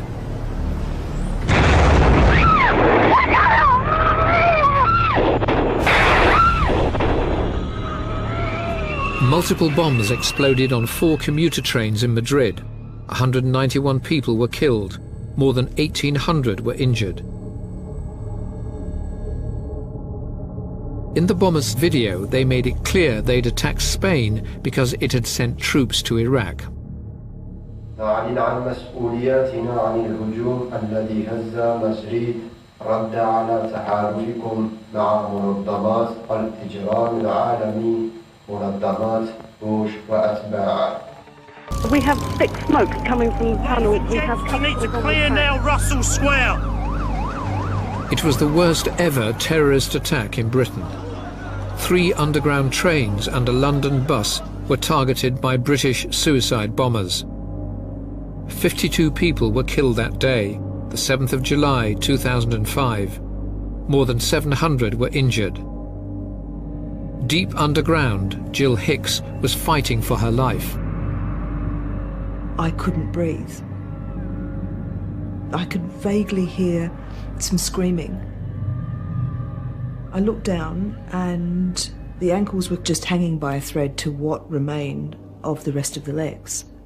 You're looking at yourself in a mutilated form, and it sort of didn't quite make any sense. And as I went to my right leg, my hand disappeared into my leg, and I thought, okay, this is even worse. Jill then passed out, on the brink of being another fatality in the carnage. Her rescuers had no idea who she was. My skin colour was jet black. My hair was completely burnt down. I, of course, was unable to speak. That morning, I was without identity. I was simply labelled one unknown, estimated female. Again, the terrorists were British. Again, the young Muslims were motivated by the invasions of Iraq and Afghanistan and the abuses in the secret war on terror. They weren't people pushed out by the Al-Qaeda organization. They were people pulled into the revolution. And that represented for me an indication that the revolution was spreading and that we were in this for the long haul. The leader of the group, Mohammed Sadiq Khan, made this video before attacking London. Until you stop the bombing, gassing, imprisonment and torture of my people, we will not stop this fight. We are at war and I'm a soldier. Binyam Mohammed, the 24-year-old Ethiopian who'd been living in London for 8 years, was arrested in Pakistan as he tried to leave the country.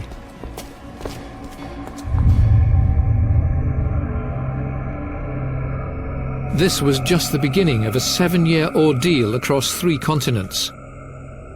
Binyam Mohammed says that in Pakistan he was hung by his wrists, beaten with a leather strap and subjected to a mock execution. He alleges MI5 was aware he was being tortured. His case would raise questions about what the British government knew about his treatment.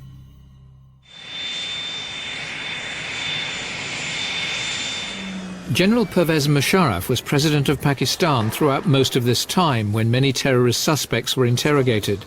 And Musharraf was a crucial ally in the West's war against Al-Qaeda. We are dealing with vicious people.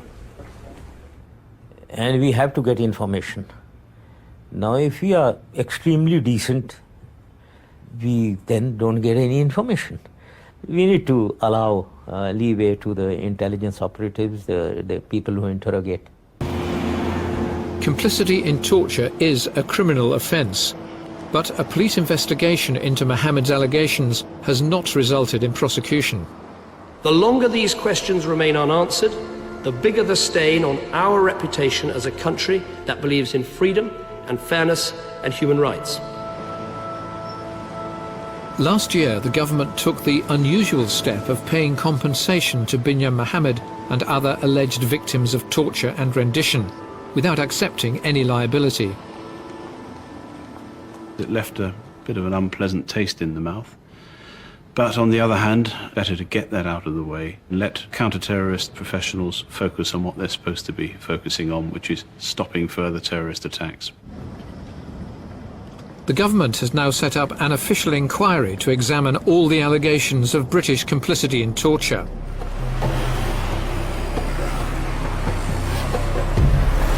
Many allege they were tortured in Pakistan and forced into confessions by its notorious intelligence agency, the ISI.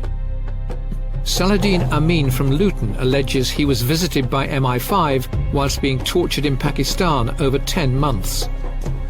Whenever he was being interviewed, they would at times blindfold him, and they had these belts of different sizes that they called chittar. They would beat him up with those. They scared him with a drill. With a drill? Yeah. What did they do? And they'd say things like they'll put a hole up his backside. He was told by the ISI officers that it's our friends that want you, referring to the United Kingdom officials. But the interesting part about this is that he was also interviewed by the United Kingdom officials approximately 10 or 11 or 12 times, around that time from Saladin Amin's recollection. Later, at London's Paddington police station, Amin confessed to involvement in a bomb plot. He was sentenced to life. But he insists this was a miscarriage of justice because of his torture and British complicity in it. I am very clear that we are not and have not been complicit in torture. And I'm in no doubt that all the countries concerned, including Pakistan and indeed the United States, were very well aware of what British policy was, which was we don't do this, we don't ask other people to do it. The British government say they told Pakistan, perhaps you directly, that they do not want the ISI to torture British citizens, British subjects.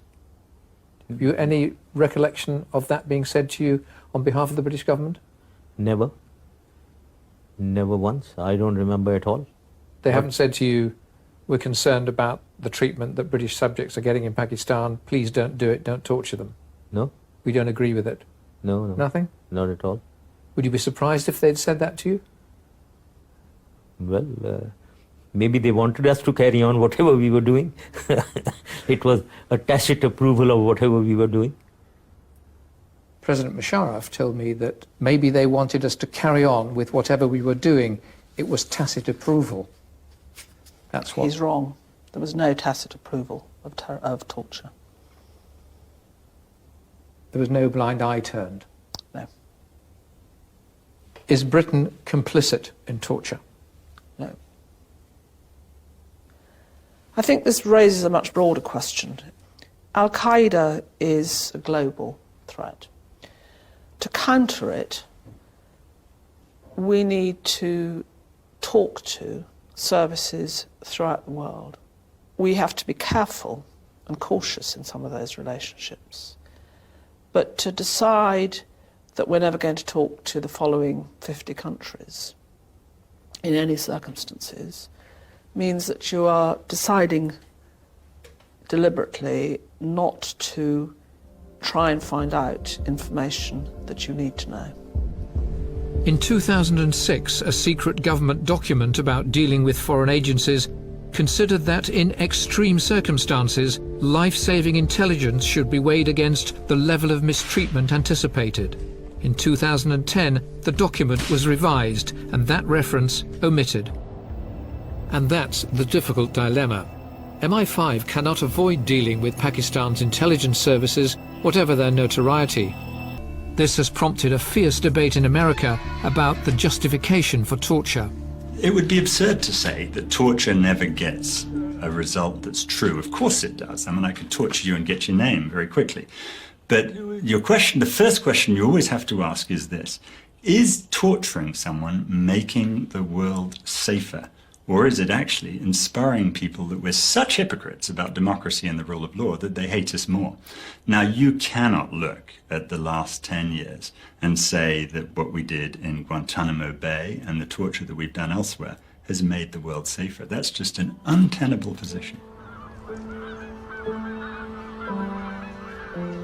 The intelligence from torture is often unreliable, but although it's unfashionable to say so, in some circumstances it can save lives, however immoral it may be. So is torture justified? In a democratic society, the answer has to be no. And there's another danger. Once the methods utilized in the secret war on terror were exposed, Al-Qaeda would be gifted a propaganda victory. Because alongside the secret war was a very public battle for hearts and minds. In the very month Khalid Sheikh Mohammed was waterboarded, that battle was about to begin in earnest. The invasion of Iraq, a Muslim country, enraged Islamic communities around the world. In London, the Joint Intelligence Committee had privately warned Prime Minister Tony Blair of an increased risk of radicalisation. We were beginning to be very concerned about radicalisation. Once it was clear that we were going to be engaged in Iraq, we became increasingly aware that a number of young British citizens were supportive of the Al-Qaeda ideology and prepared to help. It was from the time of the Iraq War that the great increase in that radicalisation became detectable. Did you foresee it? Not fully. We anticipated there would be some, but not to that extent. Not to the extent there was. So when we get into the detail of what Jeremy Corbyn has said, just bear in mind that linking British foreign policy to domestic Islamist terrorism is something that the former head of MI5 did when giving evidence to the Iraq inquiry. I have a sneaking suspicion that details like that will be missing from much of the newspaper coverage tomorrow. But that's why you're here. I spoke to the Defence Secretary, Sir Michael Fallon, and I asked him why he had described Mr Corbyn's speech as muddled. It's about foreign interventions, and he implies that somehow this attack can be explained away on the basis of previous foreign interventions by successive governments, and that's wrong. I don't know which draft you've read, but I mean, the bit I've got is that he says the blame is with the terrorists. But if we are to protect our people, we must be honest about what threatens our security. We must be brave enough to admit the war on terror is simply not working. What's wrong about that? Well, what's wrong about that is there have been attacks in our country that have been nothing to do with the war against terror. For example, 2005, the London bombings, that was well before we got involved in Libya. 2005 was after Iraq, wasn't it? No, but it was before Libya. You know, the attack on the Twin Towers, that was well before the Iraq war. So there's no correlation here between foreign policy and this appalling act of terrorism. And that's where Jeremy Corbyn has gone wrong. Isn't it possible that things like the Iraq war did not create the problem of murderous Islamic fundamentalists, but the war has unquestionably sharpened the resentments felt by such people in this country and given them a new pretext? Well, I don't think you should allow pretexts for people who blow up innocent children. Because those are actually the words of Boris Johnson, the Foreign Secretary. Well, they're not entitled to excuses. You know, this was an act of murder, and of callous murder at that, taking the lives of innocent civilians. What I just put to you was not Jeremy Corbyn, it was Boris Johnson. Well, what were the words you were quoting? The Iraq war did not create the problem of murderous Islamic fundamentalists, though the war has unquestionably sharpened the resentments felt by such people in this country and given them a new pretext. He goes on to say the Iraq war did not introduce the poison into our bloodstream, but yes, the war did help to potentiate that poison. That's exactly the same as what Jeremy Corbyn is saying now. No, I think it's more is what he's saying that of what I've said. He said you can't use attacks like this to explain away terrorism. Actually, on the contrary, he said it is difficult to deny that they have a point, the Told You So Brigade. Well, I don't agree with that. So Boris Johnson, the Foreign Secretary, is wrong? Well, I'd have to see the words that you're trying to quote to me. I don't have them in front of me. Well, I've just told you them. Well, I'll have to look at them. What I don't accept is that you can explain away terrorist attacks in this country by simply saying there's been an issue with our foreign policy over the last few years. Well, Jeremy Corbyn agrees with you on that. He says no rationale based on the actions of any government can remotely excuse or even adequately explain outrages like this week's massacre. Yeah, but he then goes on to talk about the war against terror, which he would like to have conducted in a different way. Well, Indeed, do you think the war on terror is working? Just a minute. Indeed, he implies that we should, in the end, sit down and talk to terrorists. Now, these people, the terrorists who attacked the Manchester Arena on Monday night, he didn't want to negotiate. What makes you think the war on terror is working? The war on terror in Iraq... In a British context? Well, as I've just explained to you, the war in Iraq is certainly working. Daesh have now been reduced to controlling less than 10% of Iraqi territory. They've lost huge amounts of territory in Syria. Over in Afghanistan, the government is holding the line against Taliban with a lot of international support, and both countries, both Iraq and Afghanistan, have been able to have elections and introduce education for their young people. Let's talk about Libya then, because this bomber was of Libyan origin. But is it true that ISIL has grown in North Africa after the Libyan war? ISIL actually has just been defeated in Sirte, where it's stronghold in Libya. But let's go back to your point. But overall, it looks like... Look, if we could just have an answer to this question. Is the Select Committee right to say ISIL in North Africa has grown? No, they're not wholly right. ISIL, in fact, has been defeated in the city of Sirte, that it was its stronghold. There are still some ISIL factions in Libya, but there are lots of other warring groups in Libya. And let's remember that Mr. Abedi's father was given refuge in this country because he fled Gaddafi's regime much earlier, before any British intervention. Can I just come to the other main point of Mr. Corbyn's speech then, which is that at home we will reverse the cuts to our emergency services and police. There will be more police on the streets under a Labour government. What's wrong with that? Well, the number of police officers on the streets increased slightly under a Labour government, and we had the London bombings of 2005. So it's not the actual number of officers, it's the resources you dedicate to counter-terrorism, it's the number of armed officers you're able to put out on the street, it's the amount of money you spend on your intelligence and security services, and all of those budgets we have protected and we're now increasing. I am drawn to... Well, actually, let's just crack on with the Corbyn speech. Jeremy Corbyn's been delivering a speech about the links between foreign policy and potential radical Islamist terrorism, radicalisation of young British people. Owen Jones has made an excellent point on Twitter this morning. If you say that the Versailles Treaty and the Great Depression contributed to the rise of the Nazis, does that make you a Nazi apologist? So if you're looking for explanations of radicalisation, it does not in any sense or on any planet mean, except of course the Planet Daily Mail, mean that you're seeking to excuse or justify the results of radicalisation. If you're not across kind of 1930s history, the notion of reparations, of Germany being punished economically, contributing to the rise of Hitler, is pretty much received wisdom. And similarly, the Depression, from which, as we have always seen throughout history, when there are depressions and recessions in place, people can be persuaded to turn their anger on undeserving targets, because their anger has to go somewhere.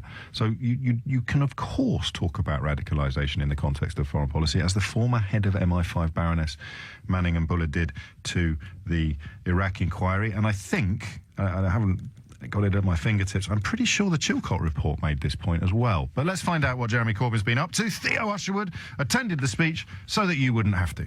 The backdrop, James, to this speech is Labour closing in the polls to 5 points. But there is this narrative, we've seen it in the national press, we've seen it played out on social media, that Jeremy Corbyn, because of his past links, has somehow been or would be soft on terrorism and soft on the causes of terrorism. And so this was seen as a key speech, and what was briefed out overnight led to headlines about whether our foreign policy, British foreign policy in Iraq, Syria and Libya could be blamed for the terrorist attack that we saw in Manchester. And then you lead on to the next part of the narrative, which is, well, you're trying to excuse what you're trying to excuse or infantilise, as Pat McFadden once said in the House of Commons, what the terrorists have actually done by passing it away and blaming it on our foreign policy. And we were wondering whether Jeremy Corbyn was going to, in effect, undermine the work, the progress that he had made in closing the polls. In fact, it didn't happen. It started with a minute's silence. He wore a black tie, and with this tribute to the victims in Manchester. The people who we ask to protect us and care for us in the emergency services, who yet again did our country proud.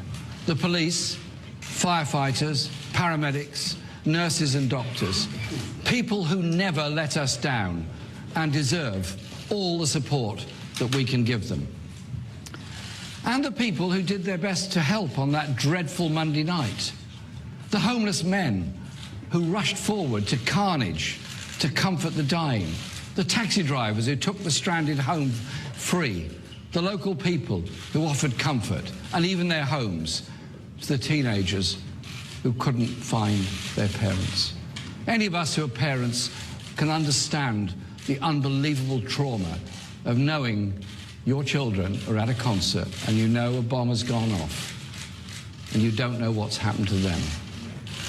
Now, before I come on to what Mr Corbyn had to say about foreign policy, he attacked Theresa, well, not Theresa May directly, but he attacked the Conservatives and the government for cuts to the police and security services and doctors and accident and emergency departments with these comments. Over recent years, the threat of terrorism has continued to grow. You deserve to know what a Labour government will do to keep you and your family safe. Our approach will involve change at home and change abroad. At home, we will reverse the cuts to our emergency services and police. Once again in Manchester, they proved to be the best of us.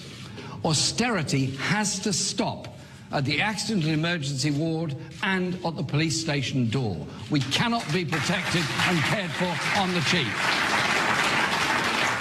A round of applause for Jeremy Corbyn there. And that is what this will, from Jeremy Corbyn's point of view, boil down to the cuts that we've seen to the police services. You referenced the comments made to Theresa May at a Federation conference, Police Federation conference a couple of years ago, and whether there is a link between the threat that Britain faces and the lack of ability of the police to gain intelligence because they simply don't have enough police officers or hospitals to respond to major incidents such as the atrocity that took place on Monday night because they don't have enough staff or resources or beds or whatever it may be. Jeremy Corbyn, because of course Theresa May was in the Home Office for 6 years prior to becoming Prime Minister, is trying to outflank Theresa May on her own turf. Moving on to that link between foreign policy and what we saw in Manchester, it was a nuanced argument from Mr Corbyn. No rationale based on the actions of any government can remotely excuse or even adequately explain outrages like this week's massacre. We must be brave enough to admit that the war on terror is not working. We need a smarter way to reduce the threat from countries that nurture terrorists and generate terrorism. That's why I set out Labour's approach to foreign policy earlier this month. It is focused on strengthening our national security in an increasingly dangerous world. We must support our armed forces, Foreign Office, international development professionals and diplomats, engaging with the world in a way that reduces conflict and builds peace and security. Now, the Tories have criticised Jeremy Corbyn's remarks as crass and inappropriate. Paddy Ashdown from the Liberal Democrats has said that this was not the time to politicise the atrocities in Manchester. But Jeremy Corbyn didn't take questions afterwards, and there are no interviews on this today. He's obviously, if it can be said, trying to shift the debate onto the police cuts. That's where Labour wanted to focus the debate. Obviously, he mentioned foreign policy as well, but I think over the coming days, it's going to be, the Tories are going to be trying to talk about whether Jeremy Corbyn is soft on terrorism and his links, supposed links to the IRA and so forth. Jeremy Corbyn, on the other hand, is going to be talking about cuts to the police service and the emergency services more widely. So correct me if I'm wrong, and I've hung on your every word, Theo, so forgive me if you have answered this question already. I don't think you have. I'll try this. It didn't go quite the way we were expecting. The foreign policy wasn't the big tent angle. No, you're quite right. There wasn't.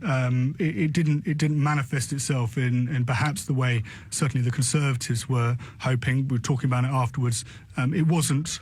So they wanted to be able to come out saying he's trying to excuse the terrorists by saying it's foreign policy. Yes, that's quite correct. And of course, he hasn't blamed it entirely on foreign policy. He was unequivocal in his condemnation of the terrorists. He was unequivocal in his condemnation of Salman Abedi and anybody who helped him to do that, and unequivocal in his support for the emergency services and all the victims of the atrocity on Monday night. So the accusation of politicisation from Paddy Ashdown, which I'll have a little look at further during the news bulletin that's coming up, that is for bringing cuts into it, for bringing cuts to the emergency services into a conversation about how the emergency service, how the country responded to Monday night's atrocity. Too soon is the message from Paddy Ashdown, that you can't, given that what happened in Manchester only took place 4 days ago, and the atrocities, and the sensitivities around that we shouldn't really be talking about this issue at all. Okay, and there, I think, are our central talking points for the next hour. Thanks to Theo Usherwood, LBC's political editor, who may indeed join us during that hour. But the conversation, that's why we held off. God, it's almost like we know what we're doing now, isn't it? Remarkably. Because the conversation was supposed to be about foreign policy. It still will be in part, but that was obviously the line that we were expecting to lead. And yet it would seem that the question I think I might be more interested in, although as ever on the programme it'll be up to you to decide which direction the conversation goes in, will be that question of whether or not it is, seems to me, perfectly reasonable to bring cuts into this conversation. I don't know whether we'll go down the foreign policy route. We'll definitely keep it on the board, but also looking at whether or not it's correct to suggest that it's wrong somehow for Jeremy Corbyn to do today something that we did on this programme yesterday. I have to tell you, the response to what we did on this programme yesterday has been quite phenomenal. I think the biggest of the year so far. And what we did on the programme yesterday was juxtapose two contributions to a Police Federation conference, one from Theresa May's Home Secretary, one from a former community police officer, inspector, rank of inspector, who described that the collapse in community policing, or claimed, let's say, to be completely fair, the collapse in community policing would lead to a breakdown in intelligence. People would stop knowing where to go, or indeed having anywhere to go with information that they wanted to bring to the authorities. And as a result of that, he said we'd all be less safe. He said it would even threaten national security. He also said, maybe Paddy Ashdown hasn't seen this, because to me it was one of those absolute key in a lock moments. He also said that we were heading towards, because of cuts in other areas of the force and the services, we were heading towards paramilitary style. Actually, let's listen to it again, because I like Ashdown. I think he's a He's an honourable man, and he's been pretty clear. Some political leaders have sought to politicise the events of the week, but now is not the time, and this is not the event to seek political advantage. What if it's a collateral advantage? What if it is correct to look at government policies in areas that are absolutely connected to events in Manchester on Monday night, to that terror attack, and there is, as a result of that, a collateral political advantage, which you could claim Theresa May enjoyed, a collateral advantage, not deliberate. God forbid anyone suggesting that they would have welcomed or the timing was suspicious is a nut job. It's absolutely vile school of thought. But I can't quite see if it's true that this fellow was reported several times by family members, other members of the community were warning about him. And then you got a copper whose beat was in the neighbouring suburb of Manchester saying that the intelligence is breaking down, these people have got nowhere to go. Then I've got my contact who told me last night that where once you would have gone to a community police officer, now you have to ring a hotline and get stuck on hold for half an hour. What is the impetus to actually contribute and continue? Listen, so this is Inspector Damien O'Reilly speaking at the Police Federation in 2015, and I suspect, at risk of blowing up my own balloon, I would be amazed if the people on Corbyn's team were not, whether it was us that made aware of it or not, but this, I think, changed the plans for that speech yesterday. You'll remember in November 2010, you presented me with Community Police Officer of the Year award. I say that conference, forgive me, just to show that I do know what I'm talking about. Unfortunately, I've worked in inner city Manchester for 15 years. I felt passionate about what I was doing. In 2012, I had to leave. I couldn't take it anymore because the changes that have been imposed have caused community policing to collapse. That's the reality, ma'am. Intelligence has dried up. There aren't local officers. They don't know what's happening. They're all reactive. There's no proactive policing locally. That is the reality, ma'am. And Mark Rowley just mentioned neighbourhood policing was critical to dealing with terrorism. We run the risk here of letting communities down, putting officers at risk, and ultimately risking national security. I'd ask you to seriously reconsider the budget and the level of cuts over the next 5 years. So Jeremy Corbyn seems to have returned to that territory today, or visited that territory today. I wrote down 3 lines there. I wrote down 9 words, 3 sets of 3 words. Community policing collapsing. Intelligence dried up. Risking national security. Now, I'm looking at what Paddy Ashdown has said. The families of victims in Manchester have a right to expect political parties to respond with restraint and sensitivity to these unpardonable crimes. There will be a moment when we will want to look at the policy implications of what has happened, but that should not be in the shadow of these terrible events when the nation should stand together. UKIP stood accused yesterday of seeking to capitalise on this.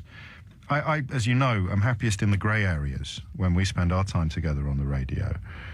I'm a little confused by Paddy Ashdown. I wonder if we should try and talk to him. I don't quite understand how Jeremy Corbyn should be expected not to reflect the feelings of police officers, because although nobody comes close to the importance of the families of the murdered, the grieving and the bereaved, they are, for me, as I said to you on Tuesday morning, and you thankfully almost all agreed with me, I'm much more interested with them on Tuesday morning than I was in the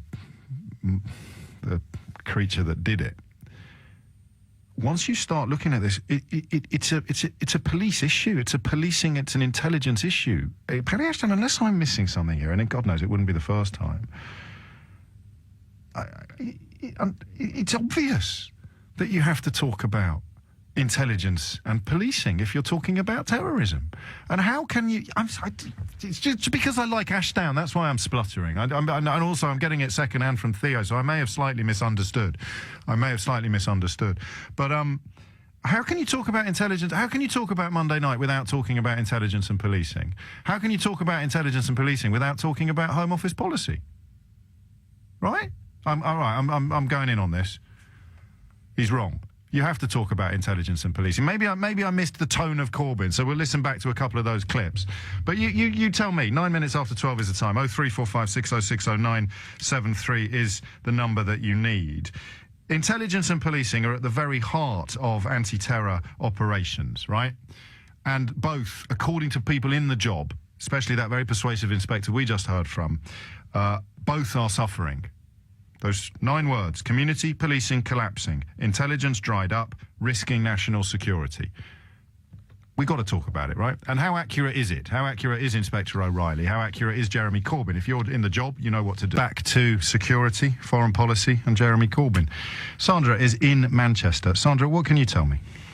All I can tell you, James, is I've been trying to ring various places today and last night to phone in something that I saw on Monday that I feel was relevant, that the police should have as information. And guess what? I'm going to put the phone down on you now, and I'm going to spend the rest of the afternoon trying to ring it through. So, how hard have you been trying? Don't go yet. Okay. How hard have you been trying? I've tried a number on a government website. It says ring if you have any information, blah, blah, blah, blah. And what happens when you get through? I got through to a gentleman who listened to what I had to say and said, that's interesting. Please could you phone 101 of your local police station and Right. look at the CCTV. So then you did that, and what happened? Yeah. Well, nothing. I'm sitting there for 35 minutes. On hold to 101? On hold. On hold. But this is spooky, because you heard what I said earlier about my old schoolmate who's an armed officer now in the Greater Manchester Police, and said where once people could have spoken to a community police officer, now they have to ring this number and they'll be stuck on hold for half an hour. And you've rung in and reflected that almost a little too clearly. I'm going to tell you something. There's things that have happened since I've only lived in Manchester the last year. I'm absolutely appalled of the level of things. I'm an ex-Met police officer, and things that are happening today that should be run through, spoken, picked up and dealt with. I don't blame people. You're just waiting and waiting. And in the end, like today, I've got other things to do. I've got a life. Okay, but then draw on your ex... Can I just apologise for that? For what? I meant to say was, well, in the current climate, that sounds awful. Oh, darling, don't worry. No, I know it's a slip of the tongue. Of course I do. Yeah. Nobody. I know we live in an era where everybody, all the people that claim to hate political correctness, are constantly waiting for everybody else to put a foot wrong so they can scream blue bloody murder. But not on this show. Don't you worry about that. What I would ask you though is talk to me about numbers, because you say you're ex-Met. So, I mean, I see the numbers on a page, I hear the anecdotes. Have we just seen a widespread removal of bodies from communities, from streets? I don't know how operationally they've done it. All I do know is that even in the year that I've been here, you would see somebody walking around during the day once or twice during a week at least. Lately, you see nothing. It's got to be relevant. It's got to change things, hasn't it? Pardon? It's got to change things. Absolutely, because the people on the street, like what I saw, are your eyes and your ears. Well, good luck. I hope you get through. I don't know what else to say. It's insane, that. An ex-police officer wants to report some intelligence, gets told to ring 101, gets stuck on hold for half an hour. And how many of us can afford to spend endless amounts of time on hold? Chris in Hackney is on hold. Chris, what would you like to say? Hi, James. Hello, mate. No, pleasure to wait.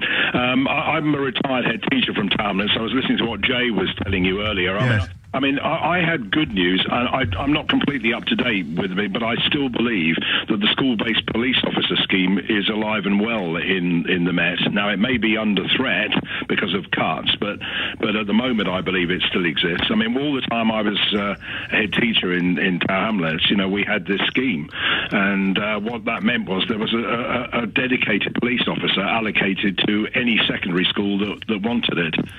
And it was up to you whether you wanted it or not. You didn't have to have particular... No, it wasn't imposed on you. I mean, obviously, the head teacher and or the governors, could make that decision. And some, chose not to. Very few. Most of us did, welcome them. And, of course, it was wonderful because you had a school... I mean, I had, two. One was called Gareth, one was called Mike.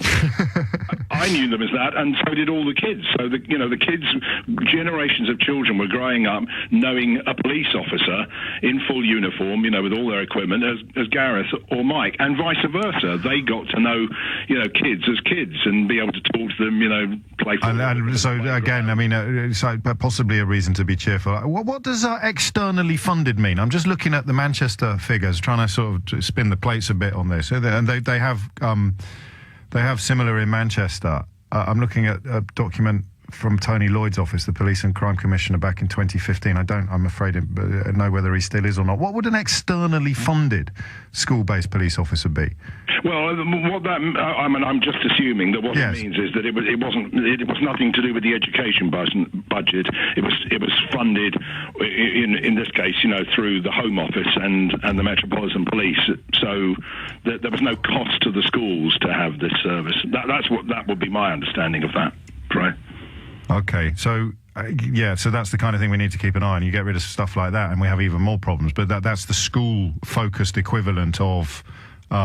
Well, they were part of the community safety team. I mean, they came under the same operation. No, I like it. Well, isn't that amazing? So we've heard today from Jay, who was at school in Tower Hamlets and was talking about how contact with police officers enabled him in the areas of stop and search and racism to build up a healthier attitude towards the authorities. Then we heard from the fellow David, who is actually a special constable who patrols Tower Hamlets, and now we've heard from Chris, who is a former head teacher in Tower Hamlets, talking to us about school-based police officers. If these young people at risk of radicalisation have contact themselves with the authorities, then it can only help. And if people who are worried about them getting radicalised have a point of reference to go to, that can only help as well.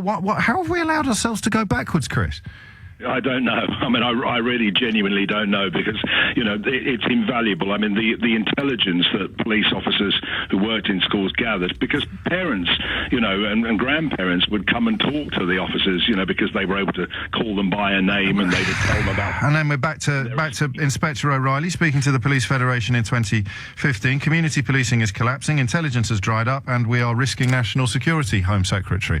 Yes, I'd agree. I'd absolutely agree. I think community-based policing is essential. Absolutely. And yet there's no money in it, and there's no targets in it, and it's unmeasurable. You can't say, how many crimes have you solved this week? I don't know, boss, but I've spoken to 40 kids who I think 3 of whom might have been, at risk of going off on one. It's almost as if the newspapers we read every day reflect a reality that doesn't actually exist anywhere outside the 1950s wet dreams of their editors, isn't it? The actual reality, you want the reality, you listen to me. You listen to Chris, head teacher, Tower Hamlets. You listen to Jay, grew up there. You listen to David, patrols there. No, I'm not going to listen to them. They don't know what they're talking about. I know what's going on in Tower Hamlets. I'm a racist from Buckinghamshire who's never been there, and I'll tell you now, it's a no-go area. It's coming up to 12:59. You are listening to James O'Brien on LBC. My apologies to Ren. My apologies to Gary up in Liverpool, Yuri in Brighton, Rob in Cheltenham, Paul in Manchester, Kevin in Dartford, Kirk in Cheltenham, Johnny in Woodford. The list goes on. There'll be plenty of time for us to talk next week. I'm doing an extra shift. I'm doing an extra shift. I am working on Bank Holiday Monday. We don't normally do that, but with the election so close and the news agenda so vibrant, I thought that with the political news agenda so vibrant, I thought that it might be quite fun to spend an extra 3 hours together. I hope I'm not running the risk of proving that you can have too much of a good thing. That's it from me for another day. What a great day it is.